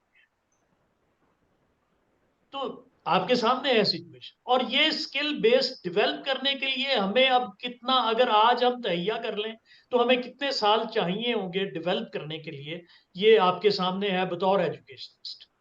तो ये डिप्रेसिंग जरूर है, लेकिन इसको मानना पड़ेगा, ठीक होने का इसके अलावा कोई तरीका नहीं है कि पहले जो रियलिटी है उसको हम रिकग्नाइज करेंगे ये प्रॉब्लम है। साहब खालिद साहब ने बात की ना आउट ऑफ स्कूल चिल्ड्रन की, और आदिल नजम साहब एक दफा फट पड़े, कहते यार आउट ऑफ स्कूल को जोड़ो, जो स्कूलों में जा रहे हैं उनके साथ हम क्या कर रहे हैं। तो वो खालिद वो साहब को बहुत अच्छी तरह पता है कि स्कूल वालों के साथ क्या हो रहा है। आउट ऑफ स्कूल चाहे स्ट्रीट स्मार्ट बन के कुछ ना कुछ कर ही लेंगे, जो स्कूल वालों के साथ हम कर रहे हैं वो तो हमें आइडिया है ना क्या कर रहे हैं। जी बहुत सुबह बहुत बुरा कर रहे हैं, बहुत बुरा कर रहे हैं। जी सुबह सर मैं आपको एक बताऊं, बात शायद आपको पता ही होगा कि ग्वादर में एक उन्होंने टेक्निकल इंस्टीट्यूट बनाया, state of the art building, laboratories, बहुत आला किस्म का एक अदारा मैंने कहीं और नहीं देखा। और वहाँ पर चाइनीज ने ही पढ़ाना था, स्किल्स जो है पोर्ट रिलेटेड ट्रेड्स जो है वहां से खाने थे। तो वहां पर उन्होंने 3-4 चीनी मार दिए, तो उन्होंने यहाँ आने से इनकार कर दिया। और अभी जिरान पड़ा हुआ था। अभी यहाँ के कोई दो एक वो शिपिंग कॉर्पोरेशन जो है और एक ग्वादर यूनिवर्सिटी और एक और अदारा, वो उसको लेकर चलाने की कोशिश कर रहे हैं, लेकिन वो भी कोशिशें नाकाम या नाकामी होगी। तो हम पता नहीं कोई इसमें भी रियलिटी है कि कोई इन्वेस्टमेंट भी है कि यहाँ पर ये काम ना चले, वो अदारे ना चले, वो लोग यहाँ काम ना कर सकें, तो या पता नहीं इसमें क्या रियलिटी है। तो बहरहाल वहां पर वो चाइनीज ने जो काम करना था वो नहीं कर पा रहे। सही। जी सुबुक साहब, सुबुक साहब अनम्यूट करें, अनम्यूट करें पहले, आप म्यूट जी आप। मैं बहुत शुक्रिया और बहुत फायदा हुआ आज के सेशन से। अच्छा, अमानत साहब एक बात कर रहे थे कि हम दुनिया को क्या दे सकते हैं। मेरा ख्याल है हमारे पास तो बच्चे ही हैं, क्योंकि हर दरबार पे, मज़ार पे, मस्जिदों में मौलवी हर जुम्मे को दुआ करते हैं, या अल्लाह औलाद नरीना अता फरमा। पत्नी बच्चों के साथ क्या जिद है, वो कहते हैं नहीं पैदा हो तो हम बच्चे ही दुनिया को दे सकते हैं, और जिस तरीके से हम दे रहे हैं कि वो 700 की तादाद में पाकिस्तान से उठते हैं और जाके समुद्रों में गर्क हो जाते हैं, इस तरीके से हम ये कर रहे हैं। मुझे एक चीज बड़ी क्लिक करती है, ये जब सी पैक वाले इशू थे तो लाजमी कुछ हमारी इनफॉर्मल डिस्कशंस होती रही कुछ लोगों से। तो वो जो एक शिकायत करते हैं वो ये बात करते हैं कि पाकिस्तान में जो सिस्टम है बहुत ही पेचीदा है, और पेचीदगी इस हवाले से है कि अगर चाइना में, सऊदीया में, ये बाकी, तो पॉलिसी जब डिस्कस की जाती है तो पूरी रिसर्च के साथ की जाती है, और जब इम्प्लीमेंट की जाती है तो फौरी तौर पर वहाँ हो जाती है। मेरा ये सब्जेक्ट तो नहीं है, लेकिन लाजमी हम सुनी सुनाई बातें हैं तो मैं थोड़ी सी शेयर कर रहा हूँ। तो उसके अंदर ये होता है कि चाइना में मिसाल के तौर पर एक चीज़ आ गई है सामने टेबल पे, तो वो बहुत जल्दी वो हो जाती है। आप सी पैक के बाद में यहाँ पर देखें तो हम अजीब व गरीब ज़हनी खलफशार का शिकार रहे पिछले कुछ अरसे में। कभी पता चलता है जी सी पैक बंद हो गया, और कभी पता चलता है सी पैक तो पहले से ज्यादा बेहतर काम कर रहा है, तो समझ ही नहीं आ रही थी। और खुद जो चाइनीज हमारे दोस्त थे, तो वो भी हमसे यही काम कर रहे थे, बात कर रहे थे कि यार हमने कई जगह डिमांड की है कि आप क्या करना चाह रहे हैं, तो वो कह रहे हैं सड़क जो है ना इसको मोड़ दो बस। वो कोई कह रहा है सड़क हमारी इधर से लंबी कर दें, और हमारी ये हमारी डिमांड्स है, हम क्लियर ही नहीं है कि हमने क्या डिमांड करनी है, क्या वो करना है। अच्छा, एक थोड़ी सी जो लाजमी आप सबका बैकग्राउंड है पॉलिटिक्स का भी, और ये स्पेशली जो सियासी इस्तेहकाम है, मुझे 3-4 बार नेपाल जाने का इत्तेफाक हुआ गुज़श्ता साल और इस साल भी। अच्छा, मैंने वहां देखा कि 11 साल में 10 साल में 11 वज़ीर आज़म तब्दील हुए, लेकिन उनकी जो इकोनॉमी है उसके ऊपर कोई फर्क नहीं पड़ा उसका। अगरचे कि ज्यादा वो टूरिज्म पे बेस करती है और इंडिया पे बेस करती है, इधर चाइना और इधर इंडिया है, उनके ऊपर ज्यादा उनका इन्हिसार है, लेकिन वहां पर हम देखा कोई ज्यादा इम्पैक्ट नहीं पड़ सका। तो मैं थोड़ा सा जानना चाहूंगा कि थोड़ा सा इस चीज को जरा क्लियर करें हमारे सामने कि हमारी सियासत क्यों इतनी ज्यादा, मतलब यहाँ का अदम इस्तेहकाम हमारी मईशत के अदम इस्तेहकाम में क्यों इतना ज्यादा जाके जाहिर होता है। अच्छा, फिर दूसरी बात यह है कि हम जब कोई काम करना चाहते हैं, तो मुझे लगता है कि जब हम करना चाहते हैं तो फौरी तौर पर ऐसी वो क्या कहते हैं पॉलिशिंग हम करते हैं और इस तरीके से चीज़ों को मेकअप करके करते हैं कि ऐसा लगता है कि बस बहुत बड़ा इनकलाब आने वाला है। गुज़श्ता 3-4 महीने के अंदर से जो सूरत हाल है उसको हम देख रहे हैं। हमारे जो मौजूदा आर्मी चीफ साहब हैं, ये पहले DGFCNA रहे गिलगित बल्तिस्तान में, वहां पर 1-2 बार मुलाकातों का इत्तेफाक भी हुआ, और वहां पर क्योंकि सी पैक की वजह से हमें अमन और अमान कायम करना था। और आपको पता है कि 88 से गिलगित बल्तिस्तान में सेक्टेरियन वायलेंस बहुत ही ज्यादा था, तो इन्होंने 2 साहिबान को बुलाया, एक मकतब तशय्युद से ताल्लुक रखते हैं और एक मकतब अहले सुन्नत से। उन दोनों को बिठाकर कहा, मुलाकात की, उन्होंने कहा कि उम्मीद है कि आइंदा आपसे दोबारा किसी और माहौल में मुलाकात होगी। और गिलगित बल्तिस्तान में वो दिन और आज के दिन शिया सुन्नी फसाद नहीं हुए, यानी आपके पास कहीं ना कहीं एक बड़ा स्विच, एक बड़ा बोर्ड लगा हुआ है जिसके आप ऑन ऑफ करते हैं और चीजें जो हैं वहां से हो जाती हैं। अच्छा, फिर अभी आपको चाहिए था पूरे मुल्क में अंदर इस्तेहकाम चाहिए, और आप क्योंकि मुत्तहदा अरब अमारात है, कतर है और सऊदी अरबिया है, वो तीनों पाकिस्तान में फ्रूट एंड वेजिटेबल बास्केट बनाना चाह रहे हैं, और क्योंकि वही चाह रहे हैं कि यहाँ से लैंड हासिल की जाए, और उसकी जो सिक्योरिटी है वो भी जिस तरह सी पैक की फौज के पास हो, उस तरह इसकी भी फौज के हवाले की गई है, और लाजमी उसका एक बड़ा इशू है उसमें। लेकिन अब अमन कायम करना है, और आपने देखा कि पिछले दिनों में धड़ाधड़ कानून साजी हुई हमारी पार्लियामेंट के अंदर, और ऐसी कानून साजी हुई कि मैं जिस पार्लियामेंटेरियन से पूछ रहा था बिल पड़ा है, तो वो कहते हैं कि यार बस पढ़ा शा तो हमने कोई नहीं है, बस पढ़ा हुआ था तो हमने पास कर दिया। तो वो पढ़ा हुआ बिल जो है ना वो हम पास कर देते हैं फौरी तौर पर। और अब नतीजा क्या हुआ कि बगैर सोचे समझे, आपको पता 250 यूनिवर्सिटियां, आप ज्यादा बेहतर जानते हैं, 26 को और आपने कर दी, और माशाल्लाह रावलपिंडी की खातून ने 6 चार्टर उनको दे दिए गए हैं यूनिवर्सिटियों के, अब ये करोड़ों में जाके आगे बेचेंगे, और उनके पास जगह नहीं है और आपने ये सारी चीजें कर दी। तो ऐसा इबामात हैं, और वो चीजें हैं कि आप अगर ना यकसुई के साथ किसी एक तरफ सोचना चाहें, मतलब आप लोग ज्यादा डेप्थ के साथ सोचते हैं, हम सहाफी अब इस वक्त ना एक ऐसी जहनी खलजान के शिकार हो गए, यार ये कर क्या रहे हैं और हो क्या रहा है, यानी हमें सांस लेने का मौका नहीं मिलता। कानून साजी इतनी तेजी के साथ, पहले दौर में कहा जाता था ना कि वो फिल्म के अंदर हीरो और हीरोइन कपड़े इतनी जल्दी तब्दील करते हैं, तो यहाँ भी इशू है कि कानून साजी इतनी तेजी के साथ हो रही है, समझ नहीं आ रही कि करने क्या जा रहे हैं। तो आपकी गुफ्तगू बहुत ही अच्छी है, बहुत जबरदस्त है, लेकिन ये सारी गुफ्तगू हम एक दूसरे को तो समझा सकते हैं, क्या ये कहीं ट्रांसलेट होगी या कन्वर्ट होगी उन लोगों के लिए जिन्होंने मुल्क की बागडोर संभाली हुई है, या ज़माम कार जो है उनके हाथों में। सुबुक तो साहब, सर मान साहब 1 मिनट दीजिएगा। मैं सुबुक साहब, वो मुलाकात तो आपकी होती है, आइंदा हाफिज साहब से मुलाकात हो तो हमारा सलाम अकीदत पहुंचाइएगा। सर बाकी मैं अब दोबारा मुलाकात उनकी 3 साल बाद करूंगा इंशाल्लाह सर। ठीक है, ठीक हो गया। चलिए, अगर हो जाए मुलाकात तो हमारा सबका सलाम पहुंचाइएगा उन्हें कि हाफिज नहीं साहब सर, बड़ा का वो सलाम जब है। तशरीफ लाए थे तो हमने उनको बड़ा वेलकम किया, और इस ख्वाहिश के साथ किया कि अल्लाह करे कि आपके आने के साथ ही मुल्क में कानून जो है अपना रास्ता बनाए, और सबसे अहम बात यह है कि जो हमारे बलूचिस्तान में मिसिंग पर्सन है उनका मामला हल हो। तो उस नए ख्वाहिशात के साथ हम उनको वेलकम किया था, पता नहीं उनको पसंद आया नहीं।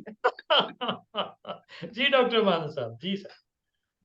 वही बात जो आप कर रहे थे कि सबूक साहब जो है ना वो हमसे ज्यादा जानते हैं। और क्या ये सच नहीं है पाकिस्तान में कि जो जिसके पास जितनी ज्यादा पावर है उसके पास उतना कम सच पहुंच रहा होता है? उसके सामने लोग सबसे कम सच बोलते हैं, वो उसके सामने वही बात करते हैं जो वो सुनना चाहता है। सही कह रहा हूँ। आपने आपने ये चीज वहां पे ज्यादा नोट की होगी क्योंकि आप ऐसी जगहों पे, और बाज़ाहिर बड़े ताकतवर नजर आने वाले लोग भी वहां पे किस तरह दुम हिला रहे होते हैं और चापलूसियां कर रहे होते हैं। हमारे यहाँ जो प्रॉब्लम है ना पावर का, कि जो यहाँ का सबसे पावरफुल है, अगर वो कोई गलत फैसला करने लगे तो हमारे निजाम में कोई सकत है कि उसको रोक सके? This is the fundamental thing जो हमें आगे खराब करती है। यही वो चीज है कि हमारे यहाँ एक भी ट्रूली फंक्शनल अदारा नहीं है। अदारे की डेफिनेशन ये है कि अगर उसमें पावर स्ट्रक्चर डिफाइन हो तो साथ उसके अंदर अकाउंटेबिलिटी और चेक एंड बैलेंस भी होने चाहिए। जिस अदारे में ये नहीं है वो अदारा क्लेम नहीं कर सकता, और वो फेक क्लेम कर रहा है कि अगर वो कहता है कि हम अदारा हैं, एक्चुअली दे आर नॉट। तो अब जो हमारा पावर स्ट्रक्चर का फेलियर है वो आपको इस तरह नजर आता है कि आपका जो रिस्पॉन्सिबिलिटी वोट के थ्रू प्राइम मिनिस्टर लेके आया होता है, और बिजनेस कम्युनिटी या बाकी सारे लोग एक और बंदे को जाके मिल रहे होते हैं जिसके पास पावर है। तो रिस्पॉन्सिबिलिटी कहीं है, पावर किसी और जगह पे है, और उस पावरफुल को गलत फैसले से रोकने का मैकेनिज्म पूरे निजाम के अंदर एग्जिस्ट नहीं करता। ये वो बिटर रियलिटी है जिसने पाकिस्तान को डैमेज किया हुआ है। और अनफॉर्चुनेटली अगर कोई ये समझता है कि इकोनॉमी रिक्रूट है और वो कहेगा कि ठीक हो जाए तो वो सलूट मारेगी, ऐसा नहीं होगा।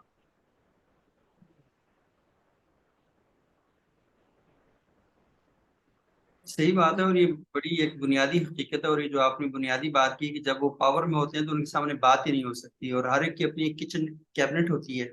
और उस दौरान अगर कोई इख्तलाफी बात सामने आ जाए तो मेरा ख्याल ये है कि ये तो यूनिवर्सिटी के वीसी के सामने भी बात करना बड़ा मुश्किल है, और मस्जिद के मौलवी के सामने बात करना बड़ा मुश्किल है, क्योंकि वो आपके ऊपर फौरी तौर पर कोई फतवे का हथियार इस्तेमाल करता है, कोई बगावत का, कोई इंतशार का, और आपके गले में एक टोक डाल के सीखना शुरू कर देता है। तो बड़ी मुश्किल सी बात है, और ये तो हमें मैंने गुजारिश की कि जिसके पास जितनी ज्यादा ताकत है ना उतना कम सच पहुंचता है। सही बात। यूनिवर्सिटी के वीसी के सामने भी चापलूस प्रोफेसर बैठे होते हैं, कॉलेज के प्रिंसिपल के सामने भी बैठे होते हैं, थानेदार के ऐसे ही। सामने भी बैठे होते हैं। तो वो तो बहुत ज्यादा हाँ पावरफुल। हाँ, वो ये कहते हैं उनकी समातों तक ऐसी बात ना पहुंचे कि जिससे उनकी तबीयत में ना कोई ऐसी चीज पैदा हो कि वो परेशान हो। तो सर वो एक सारी, अगर आप मुझे इजाजत दें, ये 2-3 अशार हैं वो उसके जफर महराजपुरी के, तो क्योंकि बहुत ज्यादा लोग मायूस भी हो गए, मैं उनको थोड़ा सुना दूं, वो इससे बड़े रिलेट होते हैं। वो ये कि आसमान जल्दी जमीन पर नहीं आने वाला, आसमान जल्दी जमीन पर नहीं आने वाला, अब यहाँ कोई पैगंबर नहीं आने वाला। प्यास कहती है चलो रेत निचोड़ी जाए, अपने हिस्से में समुंदर नहीं आने वाला। अपने काबे की हिफाजत हमें खुद करनी है, अब अबाबीलों का लश्कर नहीं आने वाला। तू पुकारेगा तो ए सहने हरम हम ही आएंगे, अब अबाबीलों के अंदाज में हम ही आएंगे। वो था ना वो ज़ाहिर साहब को कि अब पैगंबर नहीं हम ही आएंगे। तो मसला ये कि करना अब हमने खुद ही है। तो मसला ये कि ये जो जिस तरह के आप मतलब एक बड़ी इल्मी फिक्री नशिस्तें हैं, और मैं तो सोचता हूँ कि हमारे उन लोगों को भी थोड़ा सा कहीं ना कहीं इंगेज किया जाए, उनको दावत दी जाए कि इन मौज़ूआत पर डिस्कशंस होती हैं, इन फोरम में कहीं ना कहीं शामिल हों। तो मेरा ख्याल है कि कहीं ना कहीं जाके थोड़ा बहुत इसरात मुरतब हो सकते हैं इन चीज़ों के, लोगों तक वो लिखा जाए। पता नहीं होगा क्या, लेकिन ये है कि बाद में तो अपनी बातें लतीफ़ा लगती हैं। नहीं तो पहले उनको पढ़ाया जाए फिर लिखा जाए ना, अभी तो उनको पढ़ाना है, पावरफुल लोगों को पढ़ाना है फिर लिखना है ना। सर ये जो ये कर्जों का जब इकोनॉमिस्ट जिक्र करते हैं ना, तो मुझे तो गालिब का वो शेर याद आता है, वो जो है, कर्ज की पीते थे मैं और समझ रंग लाएगी हमारी फाका मस्ती फाका है। मस्ती है। हमने तो इसी तरह गुजारा है ना, बिल्कुल। अच्छा देखिए, मुझे तो इकोनॉमिक्स की जो समझ है ना, मानो साहब की वजह से थोड़ी सी है, थोड़ा बहुत कुछ इधर उधर से कुछ हल्की फुल्की चीजें पढ़ने से है। यार सादा सी बात है कि भाई अगर दो तरह की चीजें हैं ना, कि आप अर्न करेंगे या अनअर्नड रिसोर्सेज से काम चलाएंगे डॉग बेसिस। हम हमारी जो फिस्कल पॉलिसी है, जो इकोनॉमिक पॉलिसीज रही हैं, वो यही रही हैं कि हमने अर्न नहीं करना, हमने अनअर्नड रिसोर्सेज पे हमेशा रिलाय किया। इसमें एक बड़ी इंटरेस्टिंग स्टडी भी है, और उसमें माना साहब ज्यादा इसको अच्छे तरीके से वजाहत कर सकते हैं। एक पूरी किताब है, मुझे उसका टाइटल भूल गया, उसने बड़ी इंटरेस्टिंग स्टडी की थी कि देखिए बज़ाहिर जो है ना, भुट्टो साहब की आइडियोलॉजिकल ओरिएंटेशन और थी, जिया की आइडियोलॉजिकल ओरिएंटेशन और थी, अयूब खान की और थी। लेकिन तीनों की जो फिस्कल पॉलिसी थी वो एक ही थी। वो यही थी कि जो आपका डेफिसिट है ना, जो आपने पूरा करना है, वो अनअर्न्ड रिसोर्सेज से करना। अनअर्न्ड रिसोर्सेज में ग्रांट्स भी हैं, लोन्स भी हैं, और जो नोट छापते हैं हम वो भी है। तो ये तीनों ने यही काम किया। बावजूद एक मर्द मोमन था, एक मर्द तामीर था, और एक हमारा हीरो था, पॉपुलिस्ट हीरो था, लेकिन फिस्कल मैनेजमेंट में तीनों ने एक ही तरीका कार इख्तियार किया। तो मतलब ये है कि कर्ज की पीते थे, हमने सब ने इस पे गालिब को बहुत माना है सबने। तो वो फाका मस्ती रंग ले आई है। अब ठीक है, अब क्या हमारा करेंगे। इकोनॉमिस्ट गालिब है फिर। अब मतलब अप्रोच इकोनॉमिस्ट की नहीं, सरकार की बात कर रहा हूँ। इकोनॉमिस्ट तो बैठे कह रहे हैं कि यार ये फंडामेंटल्स हैं और ये गलत हैं, इनको ठीक किए बगैर नहीं ठीक हो सकता। सर वो गालिब साहब भी यही करते थे, वहां से ले लेते थे और कुछ उधार पे रख लिए उठा लेते थे। पॉलिसी तो वही है। बल्कि शायद साहब ये गालिब के बारे में तो वो किस्से हैं ना कि कुछ एक दफा कहीं से कुछ पैसा वैसा मिला, तो गालिब साहब जो थे वो अपना जो मशरूब था जो उनको बहुत हाँ। पसंद था वो ले आए। तो बीवी ने कहा भाई घर में आटा नहीं है तो तुम ये क्या उठा लाए हो। तो गालिब ने कहा देखो, रिस्क का जिम्मा अल्लाह ने लिया है, इस मशरूब का नहीं लिया, इसका बंदोबस्त खुद करना पड़ेगा। सर वो तो सर पहले बल्कि अभी भी होता है ना कि अगर आपके पास पैसे नहीं है वापस करने के लिए, तो कोई जो पावरफुल महंगी जो चीज है, आप बदले में वो दे देते हैं कि ये ले जाओ और हमारी जान छोड़ दो। तो हम भी ऐसे कर सकते हैं, कोई जो पावरफुल और महंगे वाले लोग हैं वो उनको दे दें और हमारा कर्जा उतर जाए। अच्छा ये वैसे शुमाइला साहबा, आपकी ये तो बड़ी आपको ख्वाहिश पता है, है? लेकिन बड़ी मासूमाना ख्वाहिश है, पूरी नहीं ये चाहे आप बनाएं कुछ इसका। सर इसमें हम कर चुके हैं F9 पार्क, आपको पता है हम दे रहे थे पिछली गवर्नमेंट में। नहीं, मैं पार्क की नहीं, मैं लोगों की बात कर रही हूँ। वो पता क्या कह रही हैं? सही है मलक मलक रियाज को दे दे उन्हें। सर, मलिक रियाज इस वक्त हमें बेच सकते हैं, आप कह रहे हैं दे दें उन्हें। सर इनसे भी पावरफुल लोग जो है ना, जिनको वो सल्यूट भेज रहे थे, डॉक्टर शाहिद अनवर जिनको सल्यूट भेज रहे हैं आपके हाथ